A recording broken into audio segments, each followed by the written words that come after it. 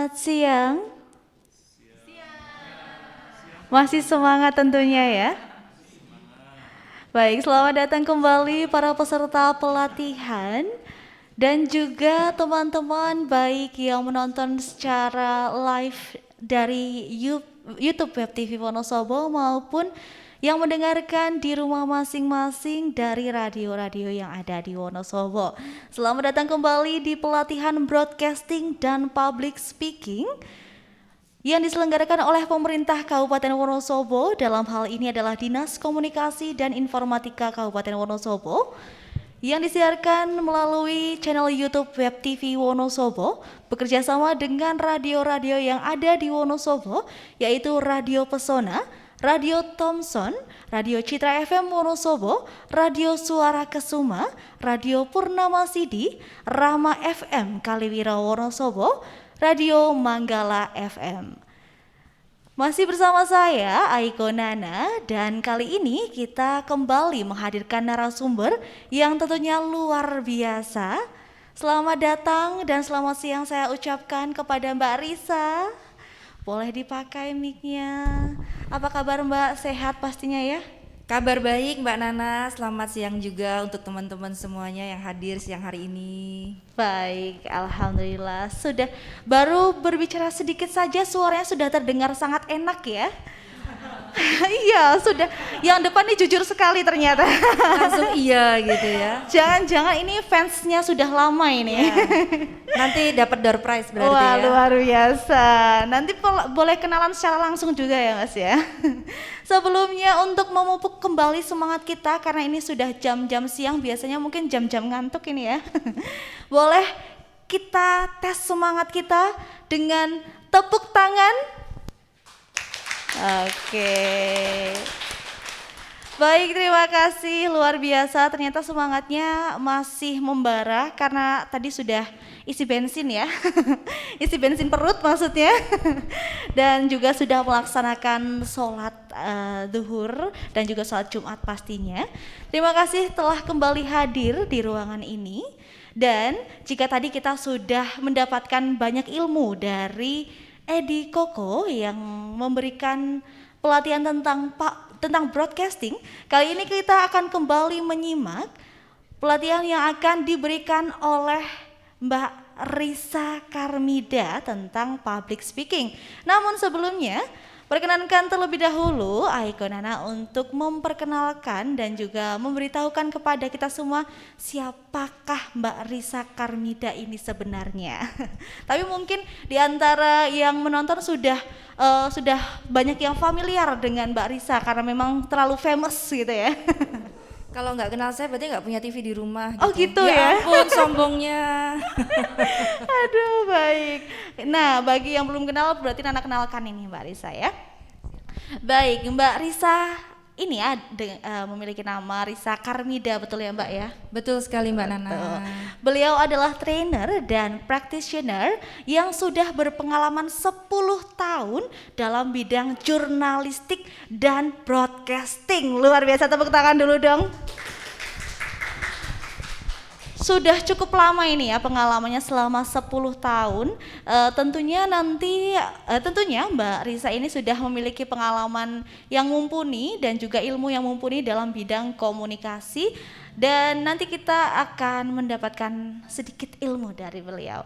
Nah, beliau telah mengenyam pendidikan di beberapa tempat, diantaranya adalah di Sekolah Tinggi Ilmu Komunikasi Yogyakarta yang dari tahun 2019 ya. Oh, mohon maaf ini di sana saya mengajar Mbak. Iya. Iya. Iya, di situ mengajar ya. Saya. Kalau mengenyam pendidikannya di Universitas Diponegoro Semarang ternyata ya Mbak ya. Di tahun 2007. Sampai lulusnya tahun 2007 begitu ya Mbak ya. Ternyata ditampilkan, tahu gitu nggak saya tulis tahunnya, ketahuan umurnya. Baik. Nah, kalau itu S1-nya ya Mbak ya, ya di betul. Universitas Diponegoro Semarang dengan jurusan ilmu komunikasi Mbak. Betul sekali Mbak. Nah, S2-nya masih ilmu komunikasi juga. Betul. Di Universitas Gadjah Mada Yogyakarta. Setelah lulus tentunya banyak sekali melanglang buana kesana kemari dan sudah sangat berpengalaman. Di antaranya beliau adalah pengajar ya Mbak ya, pengajar di Sekolah Tinggi Ilmu Komunikasi Yogyakarta dari tahun 2019 sampai sekarang. Beliau juga merupakan sessional lecturer di Akademi Komunikasi Radia Bina Tama Yogyakarta. Beliau juga merupakan communication trainer di Risa Karmida Communications. Beliau juga merupakan presenter TVRI Yogyakarta. Beliau juga merupakan head of ini gimana bacanya Mbak? Kepala biro Mbak, wes ngono bae. Coba bae. Head of ini Kepala saking biro, kerennya, kepala biro gitu ya. Iya. Kepala Biro Metro TV Yogyakarta. Beliau juga merupakan news reporter Metro TV Jakarta, serta talent and creative crew dari Dreamlike Studio Semarang, dan yang pernah beliau lakoni juga sebagai news presenter di TV Borobudur Semarang. Luar biasa ini. Pengalamannya sudah banyak sekali menjadi presenter, pengajar dan lain sebagainya sampai sekarang, di mana beliau juga selama ini banyak mengisi pelatihan-pelatihan tentang public speaking training, journalistic training, content creative strategi, public relations training, excellent service development, personality development, management training, dan human research management. Ini kalau mau dibaca semua jelas sangat banyak ya. Cukup aja Mbak, cukup aja. Yang jelas Mbak Risa ini sudah sangat berpengalaman di bidang jurnalistik dan juga public speaking, jadi tak perlu dilakukan lagi keilmuan dan pengalaman beliau. Nah, karena sudah cukup mengenal ya, walaupun baru Nana sebutkan dan kita mungkin baru pertama kali bertemu di sini, tapi Nana sudah tidak sabar ini untuk mendapatkan ilmu-ilmu dari Mbak Risa. Namun nanti akan pelatihan ini akan dibagi menjadi 3 subsesi lagi, di mana sesi pertama adalah pemaparan materi selama 45 menit. Mbak Risa akan memberikan ilmunya kepada kita tentang public speaking penyiaran, dan juga termasuk di dalamnya nanti akan ada optimalisasi public speaking untuk kehumasan dan penyiaran tentunya Mbak ya. Terus setelah itu akan ada pula talk show selama 45 menit, dan akan ada sesi Q&A atau tanya jawab, di mana sama seperti sesi pertama tadi, silahkan untuk teman-teman peserta pelatihan bisa menuliskan terlebih dahulu pertanyaannya untuk diberikan atau ditanyakan kepada Mbak Risa di sesi ketiga nanti. Baik, tanpa panjang lebar lagi langsung saja kita sambut. Ini dia pemaparan materi di sesi pertama, pelatihan public speaking oleh Risa Karmida. Boleh tepuk tangan yang luar biasa. Kepada Mbak Risa kami persilahkan. Terima kasih Mbak Nana yang cantik, baik hati, pokoknya idaman banget ya. Amin. Mantu idaman tuh kayak Mbak Nana ini. Saya mohon izin boleh berdiri atau harus duduk di sini untuk keperluan kamera? Boleh ya? Boleh ya. Oke, baik. Permisi. Izin juga saya lepas masker ya teman-teman, karena agak ngap kalau ngomong panjang. Tapi saya sudah vaksin 2 kali, tenang aja. Oke, baik. Saya ingin menyapa teman-teman semuanya dari Wonosobo ya. Benar ya, ada yang dari TV, ada yang dari radio, ada yang humas juga. Tapi teman-teman kemari datang dengan satu tujuan untuk belajar tentang ilmu media, begitu ya, untuk pengembangannya. Nah, tadi sudah dengan Mas Edi Koko, beliau itu memang sudah sangat senior sekali ya. Senior pengalamannya, umurnya juga. Ya, tapi memang beliau yang paling keren banget kalau suruh bikin talk show. Nah, sekarang jatah saya adalah untuk public speakingnya, how to say-nya. Teman-teman di sini katanya ada yang penyiar ya, penyiar radio, ada yang di TV juga. Tapi jangan salah loh, teman-teman humas itu sekarang juga harus jadi penyiar, ya kan? Siarannya di mana? Ya di kontennya instansi masing-masing, ya kan? Tetap harus menyampaikan ke publik. Kalau zaman dulu humas itu kerjanya clipping koran, bikin press conference. Sekarang harus bikin video, harus bikin konten, bahkan nge-TikTok juga loh kadang humas, ya kan? Ya itulah perkembangan dunia ya. Cuman begini teman-teman, saya kasih tahu dulu di awal karena mungkin itu tadi yang Mas Edi Koko juga agak ini ya, materinya takutnya pas apa enggak gitu kan. Kalau kita bicara penyiaran teman-teman, memang betul dari Diskominfo pasti juga setuju bahwa yang namanya penyiaran itu hanya dua, TV dan radio. Itu yang ada di undang-undang ya Mbak ya, betul ya? Yang ada di undang-undang seperti itu. Dan undang-undang kita memang belum ngejar untuk perkembangannya sekarang, padahal nggak cuma TV radio. Kita punya konten, bahkan itu konten-konten TV semuanya ditayangkan di mana? Ada masih ada yang nonton TV. Iya, TV itu buat mantau aja ya, kecepatan. Tapi sekarang habitat anak-anak muda, apalagi yang di perkotaan seperti itu, lebih banyak memang beralih ke media ini ya, yang mobile begitu.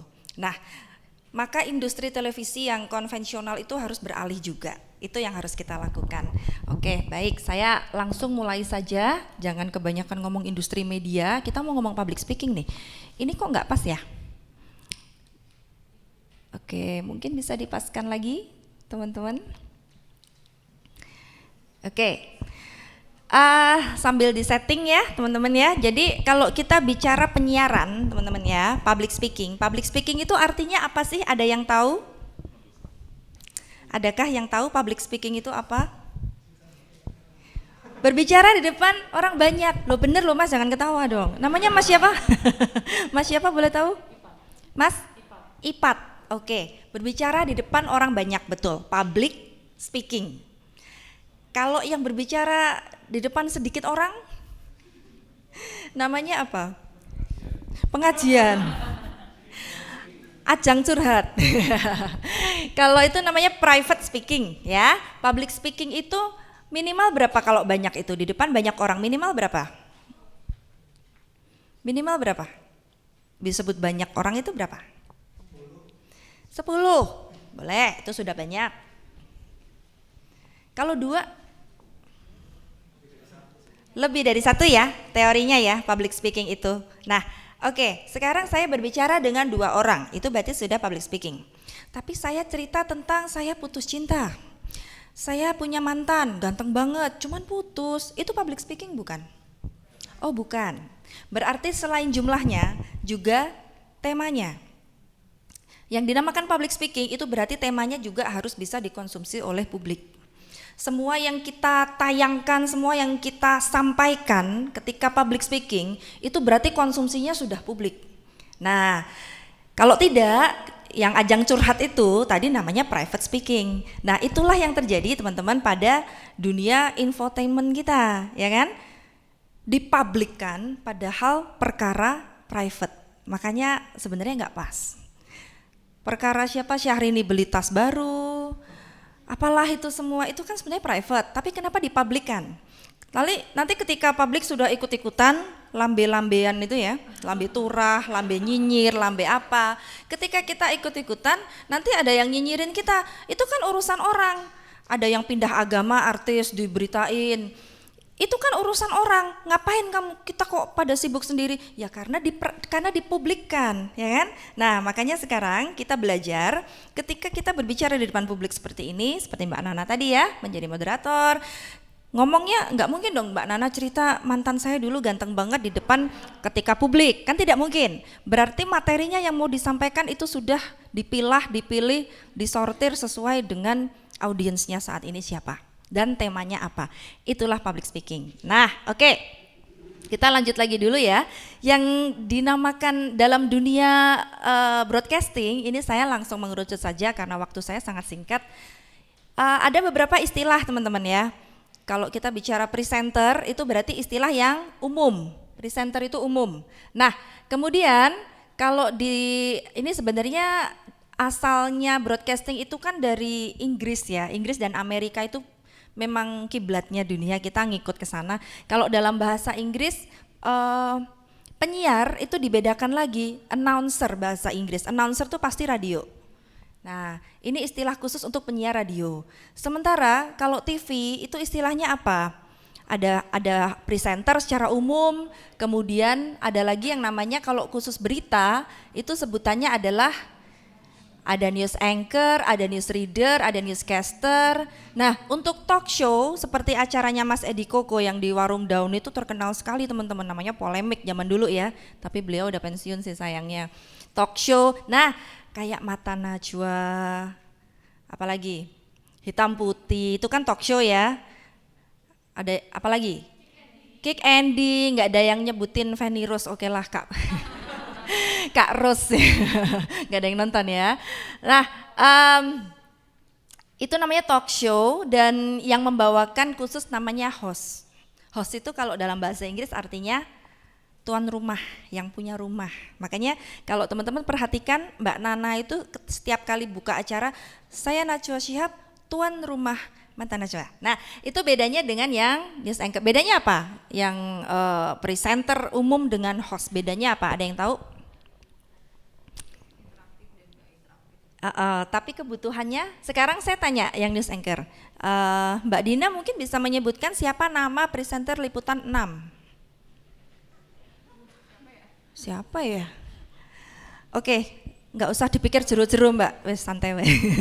Tapi kalau presenternya Kick Andy siapa? Andino ya pasti. Hitam Putih? Deddy Corbuzier, sudah jelas. Berarti itu dia tuan rumahnya. Itu program melekat sama hostnya. Nah, jadi untuk program talk show harus memilih seorang presenter yang berkarakter. Karakternya harus pas dengan program talk show-nya. Talk show-nya tentang parenting misalnya, tentang anak-anak, bunda dan anaknya. Nah, itu berarti cari mosok yang masih single, nggak pas dong, minimal dia juga harus punya anak, jadi bisa ngobrolnya nyambung. Nah, itu namanya host, dia kepribadiannya harus melekat dengan jenis talk show-nya. Seandainya suatu hari Mata Najwa itu presenternya ganti gitu ya, digantikan siapa gitu yang lain, ya lucu nggak kira-kira?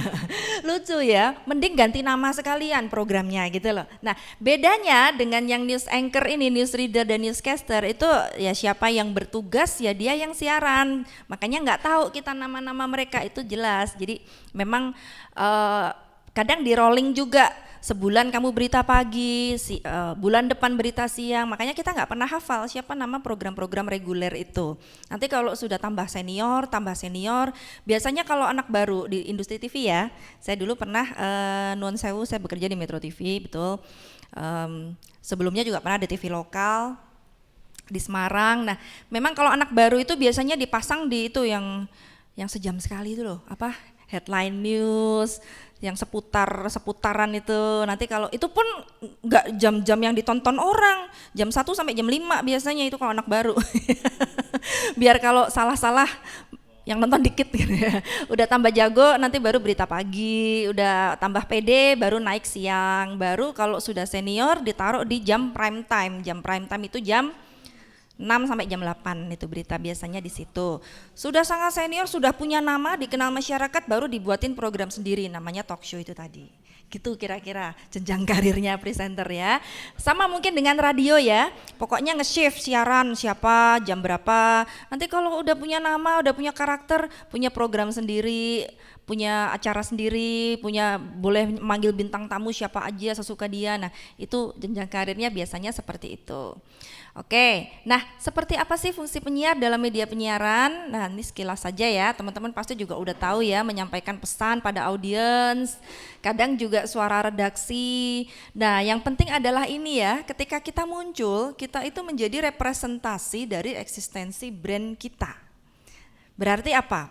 Oh harus diatur banget kemunculannya. Tidak hanya harus pinter, tidak hanya cara penyampaian, tapi juga looknya harus diperhatikan. Loh saya ini penyiar radio Mbak, jangan salah, penyiar radio itu sekarang sudah harus juga memperhatikan penampilan. Biasanya radio ke MC itu paling deket ya. Nah ada kalanya untuk publisitas program, radio itu juga majang penyiarnya nih buat poster-poster ya kan. Nah berarti Anda ini adalah orang-orang public figure. Yang hadir di ruangan ini Anda semua adalah public figure.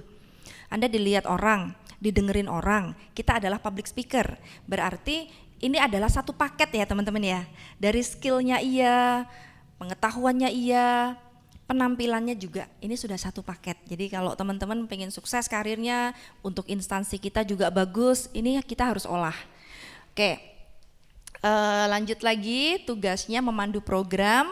Dan ada kalanya juga yang program-program reguler itu bukan yang talk show ya, yang reguler itu kadang juga ada wawancaranya juga. Nah, ini adalah skill khusus yang harus dimiliki. Nanti saya kasih tahu caranya ya, tentang mengatasi force mayor. Apa itu force mayor? Ada yang tahu? Adakah yang tahu?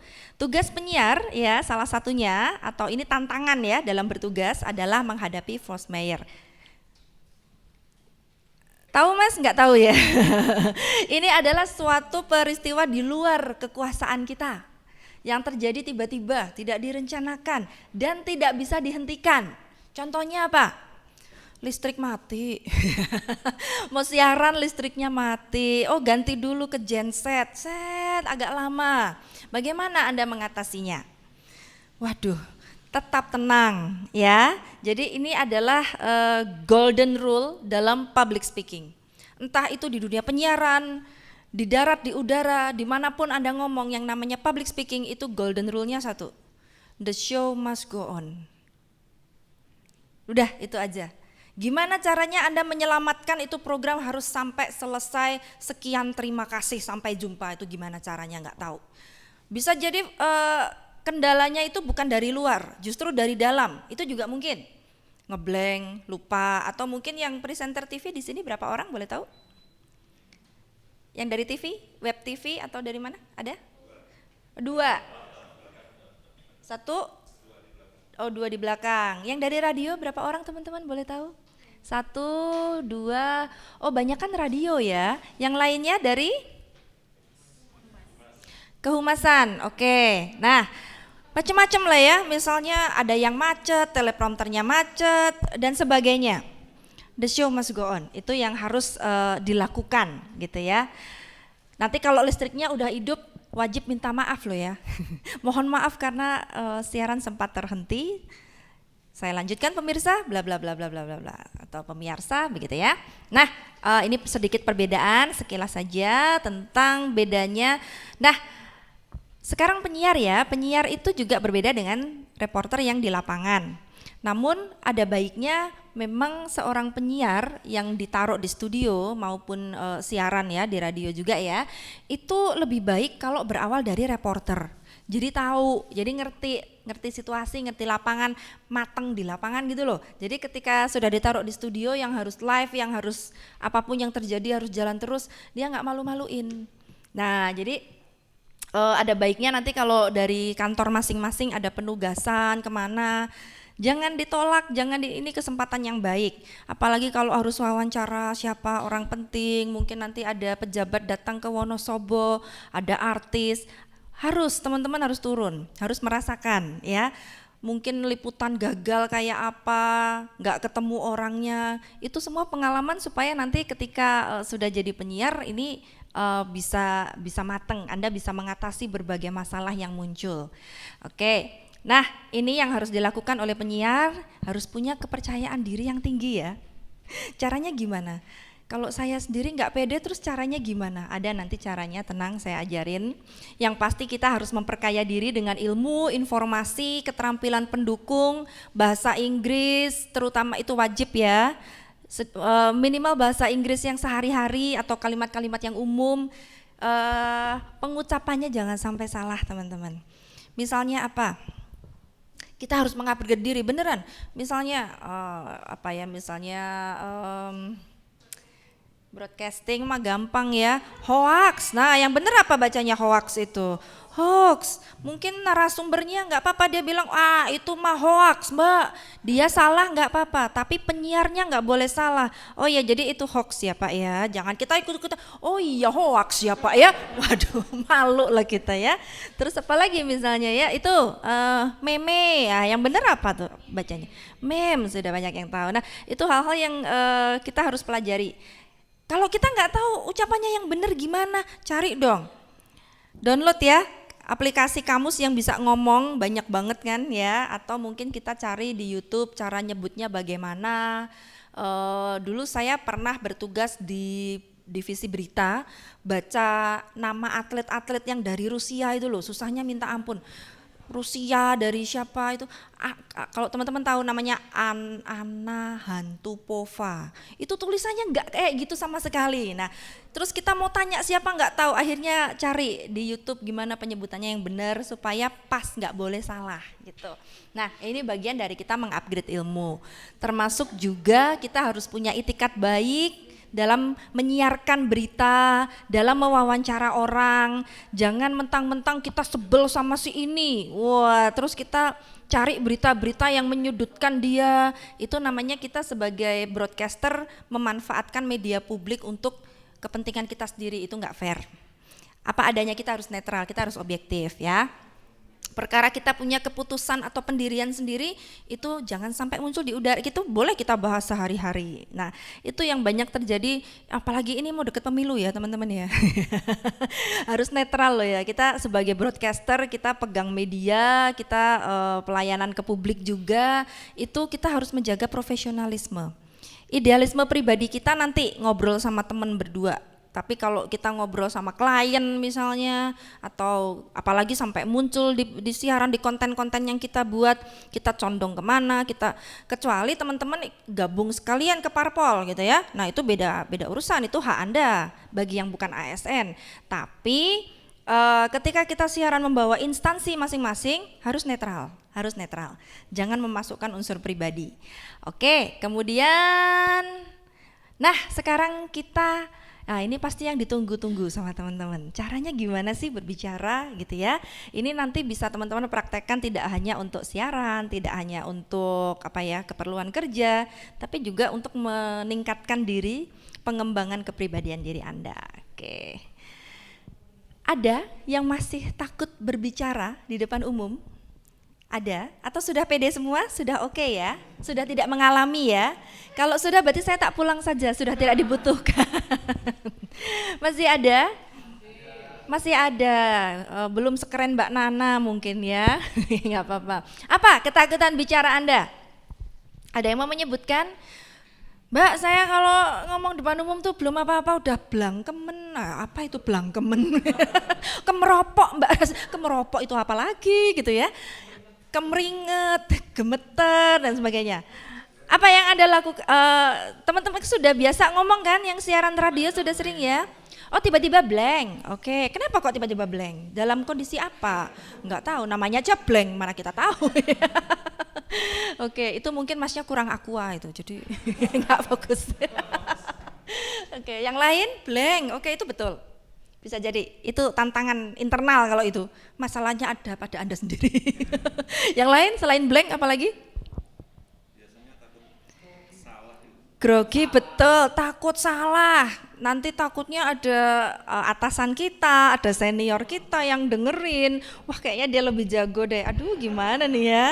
Atau mungkin kita udah pede, udah nyiapin materi, udah semangat, udah mau maju, udah ada mantan kita datang di situ duduk paling pojok ya kan. Aduh kok kayak udah langsung blank. Mungkin itu penyebabnya jadi blank juga ya. Atau baru mau mulai on, lalu tahu-tahu ada WhatsApp nyempil, set. Tagihan bulan ini belum Anda bayar, waduh, langsung blank juga. Banyak yang menyebabkan kita blank ya. Oke baik, nah ini berdasarkan survei, ini hal-hal yang kok bener semua ya tadi ya yang disebutkan. Oke, ini hal-hal yang ditakutkan orang gitu ya, yang dialami ketika kita mau berbicara di depan umum. Lalu bagaimana mengatasinya? Banyak orang yang datang kepada saya lalu berkata gini, kalau masalahnya ini tidak tahu harus mulai dari mana, ini bisa dipelajari. Anda nonton YouTube bisa, ikut pelatihan saya bisa, Anda nonton contoh bisa, atau mungkin merasa tidak siap, ya disiapkan dong. Susun materinya, browsing, itu bisa. Tapi kalau grogi, banyak orang datang kepada saya dan bertanya, gimana sih caranya menghilangkan grogi sebelum kita tampil gitu kan. Nah, banyak caranya ya menghilangkan grogi. Misalnya mau tampil itu kontemplasi dulu, berdoa dulu atau apa segala macam, pemanasan dulu, pemanasan muka, pemanasan badan. Tapi begini, saya mau kasih tahu dulu contohnya ya. Ketika Anda merasakan ini semua sebelum berbicara, ya saya ucapkan selamat ya, Anda berarti masih normal. Loh iya loh, coba kalau kita lihat ODGJ yang di perempatan itu, mereka ngomong, joget, nggak malu kan? Kalau kita kok malu kenapa? Ya kita normal.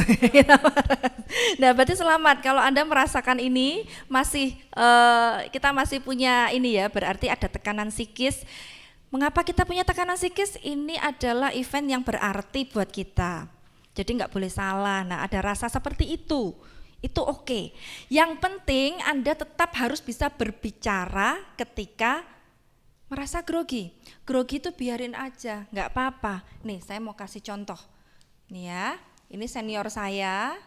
Coba Mas yang berjaket kuning, boleh dibaca keras-keras apa yang disampaikan Mbak Nana itu, saya gedein ke sebelah kanan. Ayo coba dibaca. Sudah belasan tahun bekerja di depan kamera, tapi rasa deg-degan dan ulas tetap ada beberapa saat sebelum kamera menyala dan saya membuka acara. Ya. Tapi rasanya itu justru sehat. Kalau sudah merasa biasa-biasa saja, mungkin perlu alih profesi lain. Oh, oke. Ternyata seorang Najwa Shihab yang keren itu membuat pengakuan di Instagram berapa detik sebelum on gitu ya, sebelum 3, 2, 1. Oke, wah itu memang deg-degannya luar biasa teman-teman. Padahal tadinya udah siap gitu ya, persiapan sambil bercanda-bercanda sama kameramen sama apa. Tapi ketika di countdown 3, 2, wah ini ditonton se-Indonesia, didengerin orang banyak gitu ya. Itu tetap ada. Justru itu sensasinya loh. Justru itu harus Anda nikmati, nggak apa-apa, dinikmati, dirangkul. Nah, yang penting Anda harus fokus. Yang sudah disiapkan apa, mulai dari mana, tertata, itu harus disusun di sini dengan benar. Mulai dari menyapa, salamnya, menyebutkan nama programnya itu sudah disusun di sini, fokus ke sana, maka kita tidak akan fokus pada rasa grogi kita. Nah, bisa juga dengan cara lain, misalnya saya sudah mencoba fokus, tapi kok kadang gerak-gerak sendiri gitu ya. Tidak bisa terkendali. Oke, coba kita ini kalau gitu masalah fisik ya, kita coba secara fisiologis, kita latih caranya senam muka. Nah, buat pemirsa yang secara online juga bisa mencoba, yang di sini juga bisa mencoba, maskernya boleh dilepas sebentar saja ya, 2 menit saja ya. Kita coba bersenam wajah. Senam wajah supaya lebih rileks. Kalau ngomong nanti sudah enak. Ya, coba tirukan saya ya.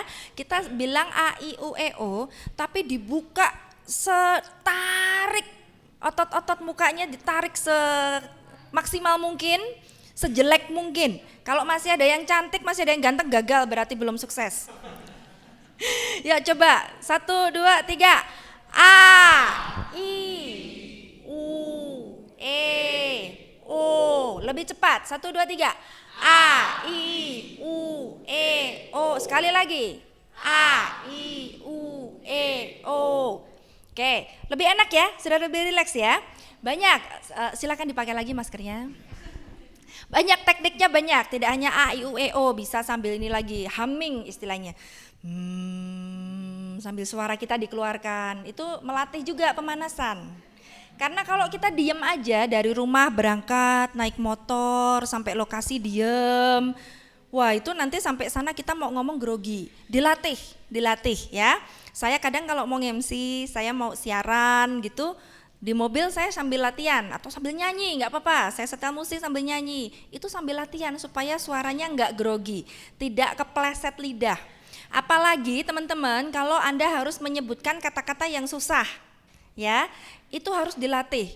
Kata asing, nama orang yang susah-susah, yang tidak lazim, kalau Anda cuma dibaca tok, terus nanti pas baca pasti salah, kemungkinan untuk salah itu sangat besar.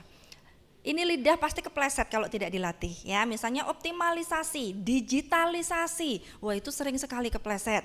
Nah itu harus dilatih, dilafalkan caranya. Sebelum on, digitalisasi. Nah pelan-pelan, kalau kepleset terus pelan-pelan, digitalisasi. Itu harus dilafalkan, kalau tidak nggak bakal bisa ya. Nah Ini caranya teman-teman ketika Anda tampil, walaupun Anda tampil di depan senior, di depan orang banyak ribuan, entah itu on air, entah itu off air, dilihat mantannya juga biarin ya. Ini yang harus Anda bangun adalah karakter yang superior. Kenapa? Karena seorang public speaker dengan audiens itu tidak pernah setara. Loh, kok bisa begitu? Ya, beda dengan sarasehan, beda dengan diskusi, itu setara, musyawarah. Tapi kalau public speaker, ini saja sudah tidak setara. Nih, saya posisinya panggung di atas kan, Anda di bawah. Saya berbicara, Anda diam kan? Ketika nanti saya silahkan berbicara, Mas yang jaket kuning baru boleh ngomong, kalau enggak boleh. Ini karena kita yang memimpin, kita yang superior di sini. Posisi Anda itu mendengarkan, begitu loh. Nah, jadi berarti kenapa saya punya kewenangan yang begitu besar? Karena saya diberikan kewenangan oleh instansi saya punya frekuensi publik, berarti apa yang saya sampaikan ini hal-hal yang memang berguna, saya orang yang paling tepat untuk menyampaikan ini. Kalau tidak, nggak dikasih ruang, nggak sembarangan ini Kominfo manggil saya ya, kenapa Mbak Risa dikasih tempat? Nah, Anda harus mendengarkan. Nah, jadi bukan soal Anda masih muda, bukan soal Anda masih baru, belum terlalu paham dan sebagainya, bukan soal itu. Setiap kali Anda diberi panggung, setiap kali Anda diberi slot, itu berarti jatahmu berbicara. You are the star in that duration, gitu loh. Andalah bintangnya. Ketika Anda diberikan slot di sini, ya pergunakan itu sebaik mungkin. Orang-orang yang mendengar. Ini waktu saya. Mungkin di sini ada yang lebih jago dari saya, betul. Tapi ini sekarang waktu saya dan ini materi saya. Sudah saya siapkan. Nah, gitu loh. Perkara nanti pada kayaknya enggak gitu deh Mbak. Oh iya baik, mari kita bahas bersama. Nah, enggak apa-apa. Tapi saya sebagai pemimpinnya.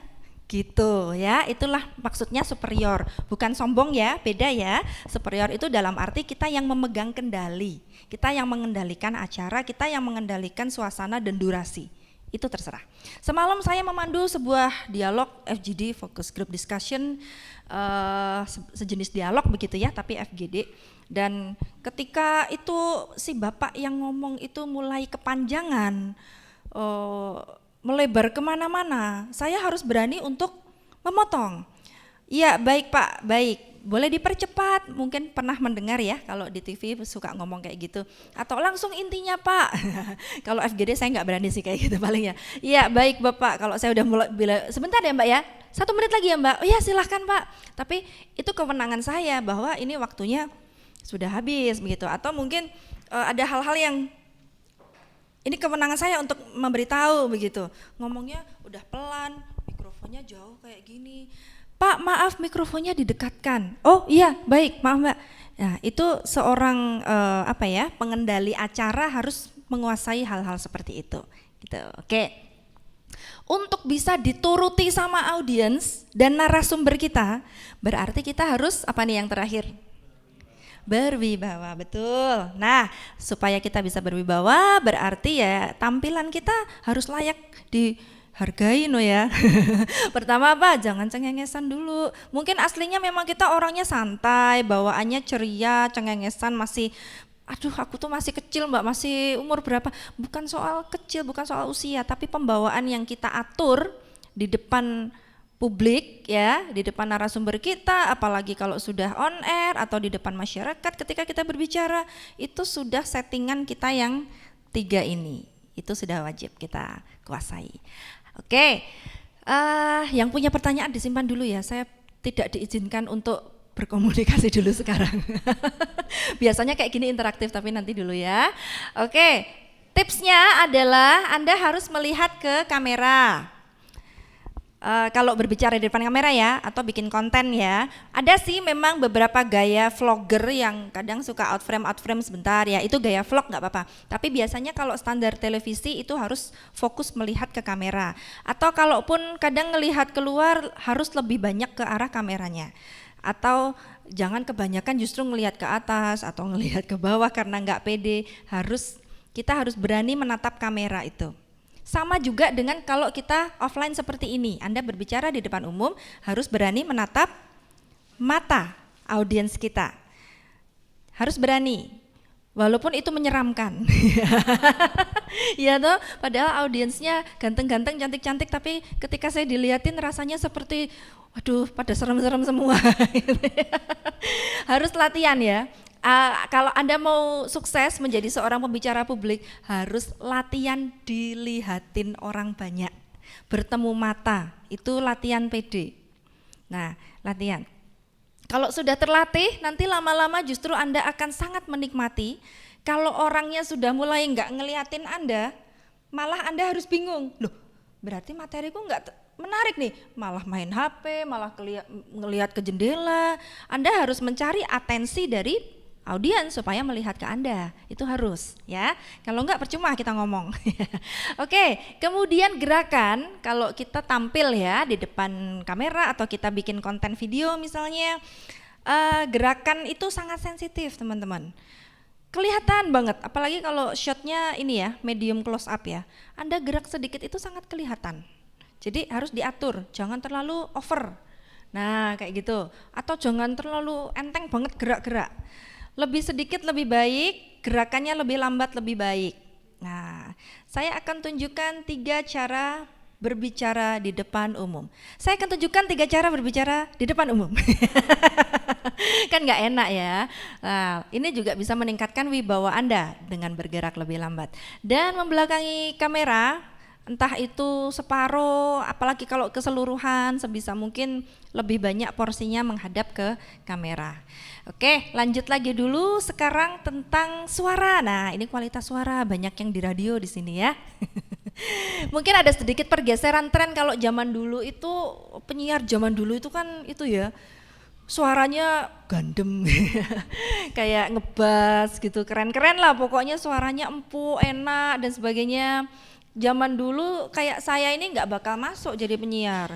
Penyiar zaman dulu tuh siapa itu? Sasa Yusar Yahya, suaranya bagus banget. Nah, cuman ada pergeseran kok teman-teman, tenang aja. Yang merasa suaranya cempreng atau suaranya kok rasanya nggak mikrofonis gitu ya, tenang aja. Sekarang sudah bergeser trennya.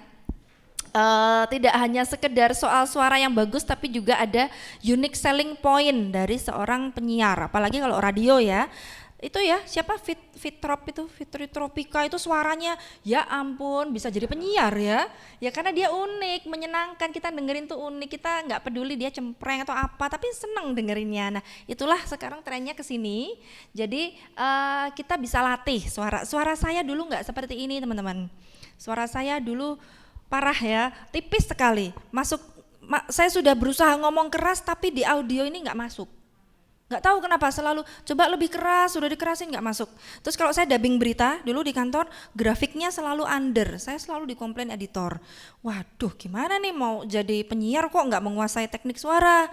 Akhirnya saya belajar, saya latihan, mencoba cari tahu tekniknya. Ya nggak bagus-bagus banget sih sekarang, tapi lumayan lah buat standar penyiaran, lumayan masuk. Kalau enggak ya kita tidak akan bisa bersaing dengan dunia profesional begitu ya. Oke, nah ini tentang suara. Pada prinsipnya suara itu adalah integritas. Makanya tadi ketika pertama kali misalnya Mbak Nana menyapa saya, selamat siang Mbak Risa, selamat siang. Waduh, dari pertama kita udah bla bla bla bla. Coba selamat siang Mbak Risa. Selamat siang. Nah, itu mau jadi pembicara kok suaranya nggak meyakinkan kayak gitu. Suara itu integritas. Sekali orang mendengar, mereka sudah bisa membayangkan, ini karakternya begini, kualitasnya begini. Makanya penyiar radio itu banyak yang menipu ya. Banyak yang punya fans gitu kan, dengerin kayaknya orangnya ganteng banget nih, keren banget. Aku mau datang ke studionya bawa donat, bawa bunga, pas ketemu oke. Ya nggak apa-apa juga sih. Nah, berarti dia sukses dong ya, berarti sukses, suaranya bagus, bisa mengolahnya dengan baik. Nah, ini jadi memang integritas yang harus kita bangun ya. Kita berbicara itu layaknya dari pribadi ke pribadi. Walaupun Anda siaran secara umum, Tapi mereka yang dengerin di rumah kan pribadi tuh, kita berbicara ke orang. Jadi bayangkan Anda sedang berbicara ke siapa Siti yang sedang berada di kamarnya dengerin radio. Anda sedang berbicara ke siapa si Joko yang sedang dengerin di mobil. Itu pribadi. Walaupun ini kayaknya penyiaran secara luas, tapi ini sebenarnya komunikasi yang bersifat pribadi ke pribadi. Makanya apa yang kita sampaikan itu sebisa mungkin harus menyentuh, harus bisa dipahami orang. Nah, itulah. Kemudian kita harus atur ya semuanya supaya enak dilihat dan didengar. Ada banyak faktor di sini. Kalau penyiar radio harusnya saya nggak usah ajarin lagi ya. Ya, saya ulang sedikit aja. Artikulasi itu penting, kata demi kata, ejaannya. Speed, kecepatan, ini kalau saya minta masukan coba, cara ngomong saya ini terlalu cepat atau terlalu lambat? Sedang, berarti pas ya. Kalau untuk pelatihan ini pas, tapi kalau untuk siaran ini terlalu lambat. Nah, jadi memang ada ukurannya sendiri-sendiri. Kalau siaran kita harus lebih cepat, apalagi kalau baca berita. Baca berita itu berarti lebih cepat. Berita juga ada dua, ada hard news, ada soft news. Hard news bisa lebih cepat, yang soft news agak sedikit lebih lambat. Nah, ini harus disesuaikan dengan karakternya, begitu ya. Kemudian intonasi itu adalah tinggi rendahnya kita nada ketika kita berbicara. Nah, semakin tinggi nada kita, ini semakin apa? Semakin tinggi seperti ini, semakin apa kedengarannya? Ya semakin naik pasti Mas. Pinter ya Mas Eki. Kedengarannya seperti apa? Tetap nggak enak didengar ya. Nah, sebaliknya yang terlalu rendah seperti ini juga nggak enak. Oke, mungkin bukan soal volume ya, volumenya itu tetap keras, tapi nadanya saya ngambil rendahnya segini. Itu kira-kira enak didengar apa tidak? Tidak. Berarti kita harus ngambil, kita harus mencari settingan suara kita itu pasnya di mana. Ya, rendah itu bagus supaya suaranya bisa bulat, supaya kita kalau dipadukan dengan pernafasan perut itu jadinya bulat suaranya.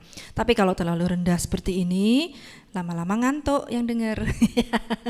Kalau terlalu tinggi seperti ini orang capek dengernya ya, kayak marah-marah, kayak buru-buru. Maka harus diambil yang tengah ya. Anda cari tone Anda seberapa pasnya. Ekspresi ini juga penting.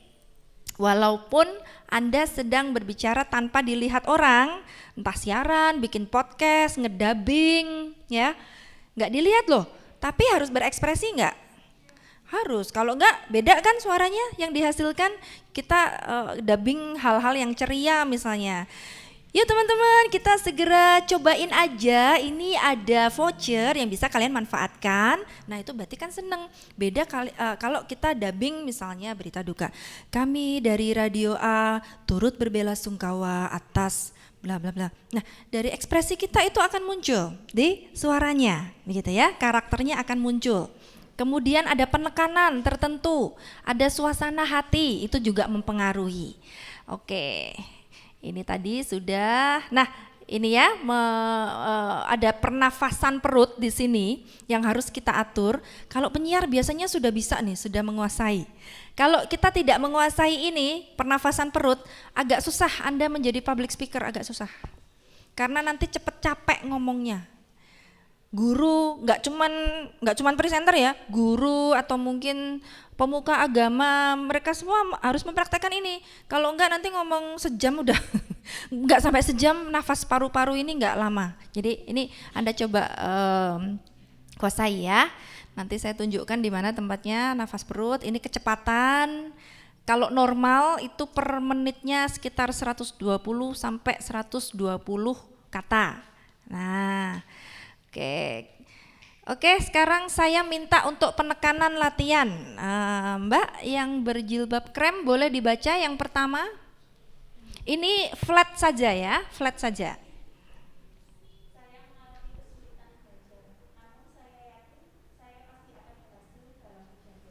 Oke. Apa tadi ngomong apa ya? Coba yang kedua, Anda tekankan di kesulitan belajarnya.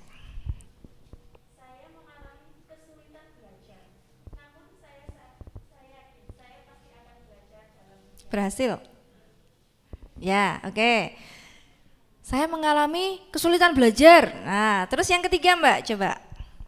Saya mengalami kesulitan belajar atau namun saya yakin saya pasti akan berhasil dalam ujian besok. Oke, ternyata penekanan itu juga beda maknanya ya, walaupun kalimatnya sama persis. Wow, cuman masalah penekanan loh. Cara menekankannya gimana? Tadi sebelum mau bilang berhasil ada jedanya dikit ya. Saya mengalami kesulitan belajar, namun saya yakin saya pasti akan berhasil dalam ujian besok. Beda dengan di sini. Ini orangnya pesimis ya. Saya mengalami kesulitan belajar. Namun saya yakin saya pasti akan berhasil dalam ujian besok. Yakin beneran apa enggak ini? Bilangnya yakin tapi kok intonasinya seperti itu, enggak meyakinkan gitu. Nah, sementara yang ini flat-flat saja. Ini adalah kesalahan orang ketika berbicara flat, orang tidak menangkap maksudnya apa. Dia cuma sekedar baca teks aja. Anda mau siaran, Anda mau bikin konten, Anda nyusun teks kan? Itu dibaca aja udah flat. Ya udah maknanya gitu-gitu aja. Beda dengan ketika kita beri penekanan. Nah coba yang penekanan yang benar ini yang terakhir ya. Mbak coba dibaca Mbak, silahkan dicoba satu-satu. Yang benar yang nomor 3. Langsung aja nomor 3 ya.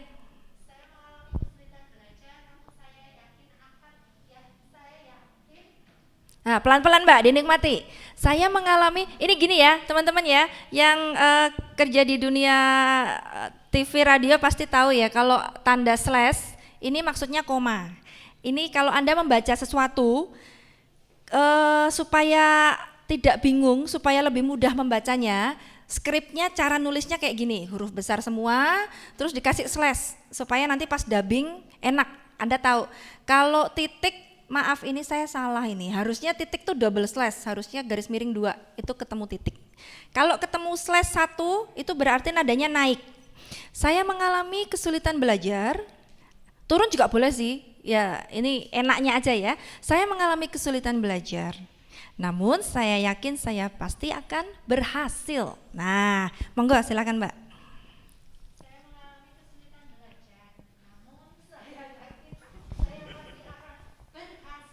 Wes mantep. Jos tenan nih Mbak Egi.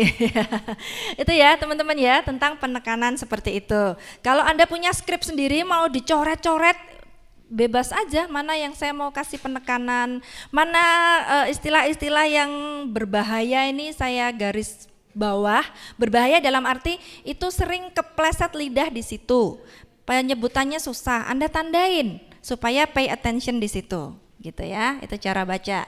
Cara pemenggalan juga berbeda. Nah ini, coba sekarang siapa yang mau mencoba? Ada yang mau mencoba baca? Dari belakang kelihatan kan skripnya? Kelihatan ya. Mbak boleh dicoba ya Mbak siapa maaf? Mbak? Meta, silahkan yang pertama dulu. Waduh berita banget nih mbaknya. Keren udah. Oke. Anda mendengarkan radio 92,3. Oke, lalu yang kedua Mbak, coba pemenggalannya di sini.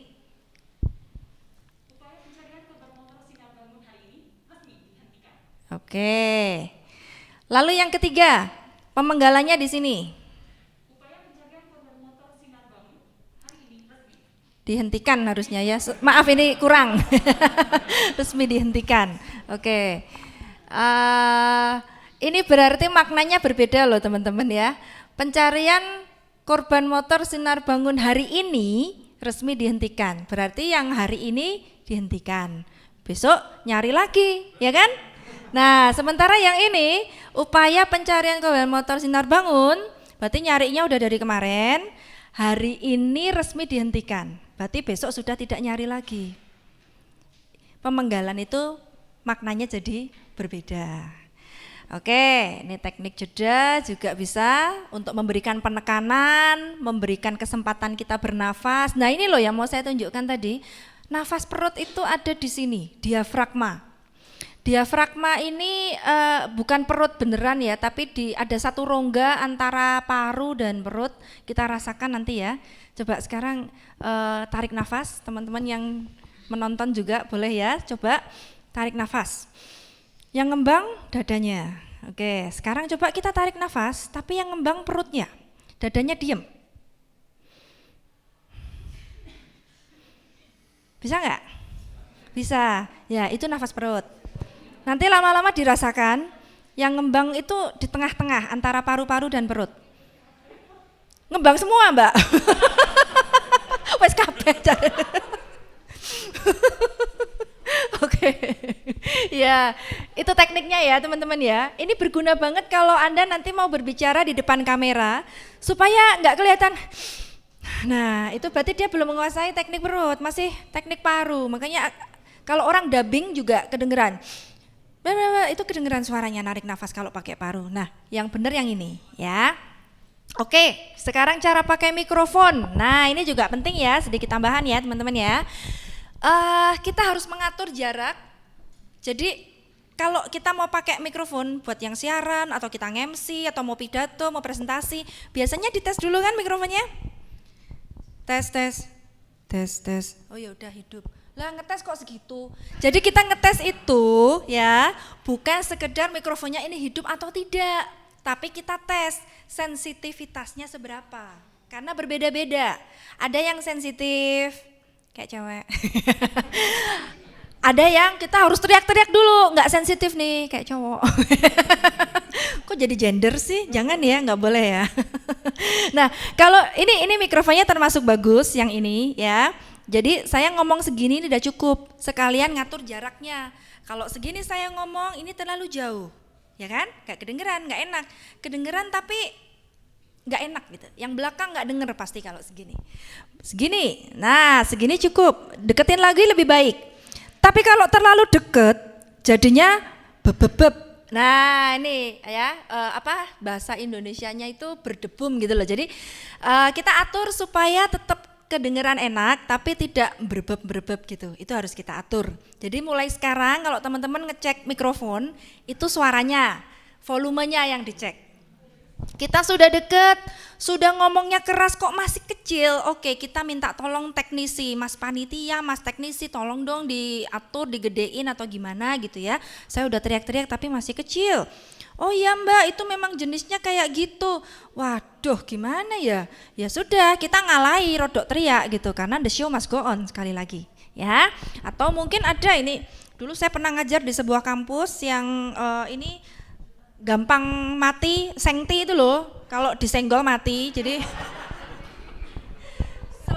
selama saya ngomong harus sambil megangin sambungannya ini. Agak memprihatinkan ya, ya sudahlah. Ya kan kadang kita tidak selalu berbicara di ruangan yang full equipped gitu kan, yang sudah high tech gitu kan. Kita harus bisa menyesuaikan diri, apapun kondisinya, the show must go on. Yes, intinya itu ya. Oke, nah sekarang ekspresi ini juga sangat menentukan pandangan mata ke kamera tadi sudah. Nah ini metodenya 3R, rehearsal itu latihan. Anda mendengarkan pemaparan saya keluar dari ruangan ini tidak langsung bisa. Anda nonton YouTube sebanyak apapun nggak akan bisa jadi public speaker yang baik kalau tidak latihan. Intinya di latihan kok. Nah cuman masalahnya ketika Anda latihan itu sudah bagus atau belum kan nggak tahu ya kan. Nah kalau bisa di record terus di-review. Nah kalau bisa jangan dirinya sendiri yang review, tanya temennya. Makanya kalau orang kursus public speaking itu ada gurunya yang mereview. Sudah pas belum, kebablasan apa enggak. Nah ini tekniknya seperti ini ya. Oke, mungkin materi saya cukup sekian dulu. Saya mau sedikit putarkan video ini. Saya mau kasih lihat aja bahwa ternyata ada orang-orang yang sudah terkenal itu saja pernah membuat kesalahan, tapi mereka sekarang ternyata karirnya tetap berlanjut dan tetap sukses. Boleh diputarkan ya Mbak ya, yang 6 reporter itu? Ya, oke, kita saksikan.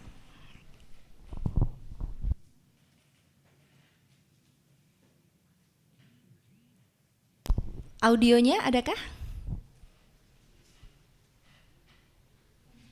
Hujan mengingat anginnya sangat kencang sekali. Namun jika Anda menanyakan soal apakah nanti ada Kepada pasangan Capres dan Cawapres nomor urut 2 nomor urut 1 Prabowo Subianto dan Hatta Rajasa di Rumah Polonia Jakarta Timur. Pemirsa, demikian headline news siang ini, dan setelah pesan-pesan berikut kita akan bergabung kembali bersama rekan Pesi Widakuswara di studio Metro Mini, maksud kami Metro TV Bursa Efek Jakarta. Tetaplah bersama kami. Israel mengucapkan terima kasih kepada Anda. Israel mengucapkan terima kasih kepada Anda. Israel mengucapkan terima kasih kepada Anda. Israel mengucapkan terima kasih kepada Anda, kepada kita semua masyarakat Indonesia yang memberikan dukungan moral, dan Palestina mengucapkan terima kasih kepada kita memberikan dukungan kepada masyarakat Palestina di sana. Ya, jajaran Resmo Polda Metro Jaya melakukan pemeriksaan terhadap Hercules Rosario Marsal beserta kawanannya sejak ditangkap pada Jumat sore kemarin.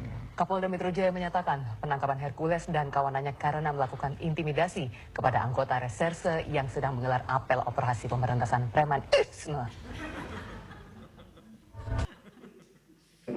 Masih ikut kejuaraan binaraga. Dan liputan dari kejuaraan binaraga di Australia tadi sekaligus mengakhiri jumpa kita di Liputan Malam.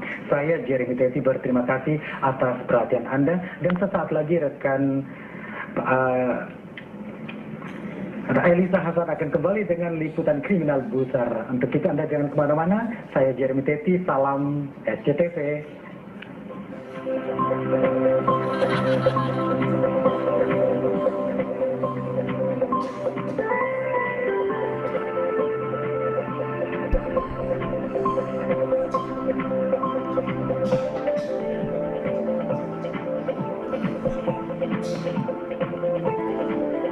Oke, itu tadi yang bilang Metro Mini. Sekarang Mbak Kania itu sudah jadi manajer talent, mungkin mau naik Mbak Pemret ya. Ternyata karirnya luar biasa, sudah menjadi presenter senior sekarang. Ternyata punya masa lalu yang begitu kelam. Satu lagi saya mau tunjukkan, boleh ya? Ini pengalaman saya dulu saat liputan. Saya mau kasih lihat aja bagaimana susahnya kita untuk bisa muncul di depan publik. Itu ternyata di balik itu ada perjuangan yang luar biasa. Boleh diputarkan yang Holtra ya Mbak ya? Nah itu. Ini dulu saya liputan arus mudik. Seperti ini behind the scene-nya ternyata ya. Kita harus naik-naik ke atas mobil supaya dapat gambar jalan.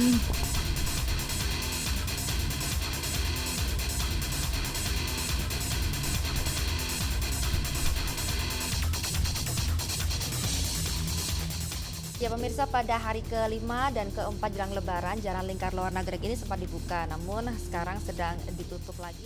Nah, bagaimanakah kondisi jalur yang terkenal dengan tikungan dan juga tanjakannya yang curam itu? Salah satu penyebab titik kepadatan lalu lintas di sekitar ruas Nagrek, yaitu Pasar Tumpah. Dengan Helicam, tim Holiday Travel Metro TV bisa memantau langsung kepadatan arus kendaraan. Jadi zaman dulu belum ada drone, belum ada drone.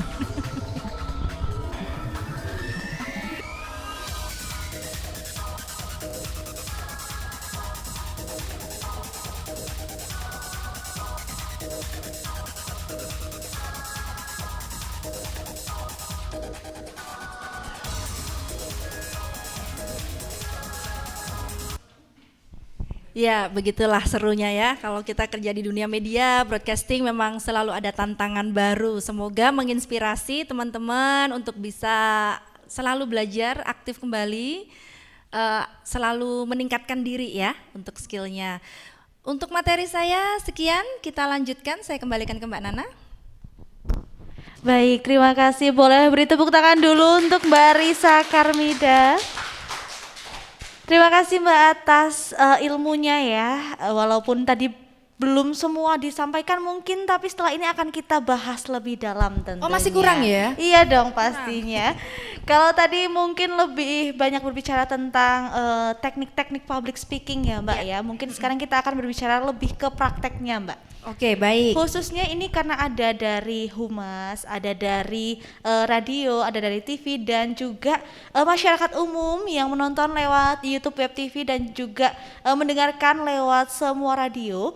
Mungkin ada juga nih Mbak dari masyarakat luar sana yang jadi tertarik, aku jadi pengen juga nih besok mendaftar jadi reporter ataupun presenter, news anchor dan lain sebagainya. Nah, Tapi mungkin untuk memulai, untuk berbicara dengan orang, untuk mewawancarai orang saja dia gugup atau mungkin bingung apa yang harus dilakukan, Mbak. Nah, kita akan berbicara lebih ke teknik wawancara di sini, Mbak. Baik.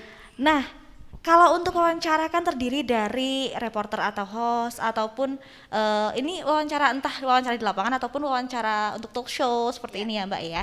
Nah, ada pula narasumber. Nah, Mbak, gimana sih cara kita untuk memilih narasumber yang tepat, Mbak, agar sesuai dengan apa yang kita inginkan? Oke, baik, terima kasih Mbak Nana. Ini penting sekali ya, tidak hanya untuk penyiaran, tapi pasti humas juga sangat butuh nih, misalnya mau menampilkan pernyataan siapa, begitu ya, betul sekali. untuk menaikkan kredibilitas instansi kita tampilkan di media sosial kita kan butuh. Jadi yang kita wawancara itu tidak selalu tidak harus bos kita aja gitu. Betul sekali. Oh ya, ini Mbak tambahan.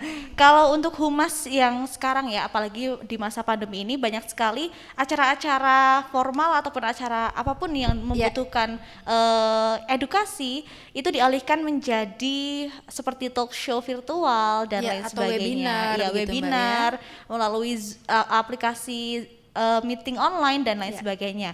Nah, salah satu yang mungkin menjadi PR adalah menghadirkan wawancara yang narasumber untuk wawancara yang tepat. Nah, itu tipsnya gimana, Mbak? Oke, baik. Nah, jadi kita harus memang menghadirkan orang yang tepat ya.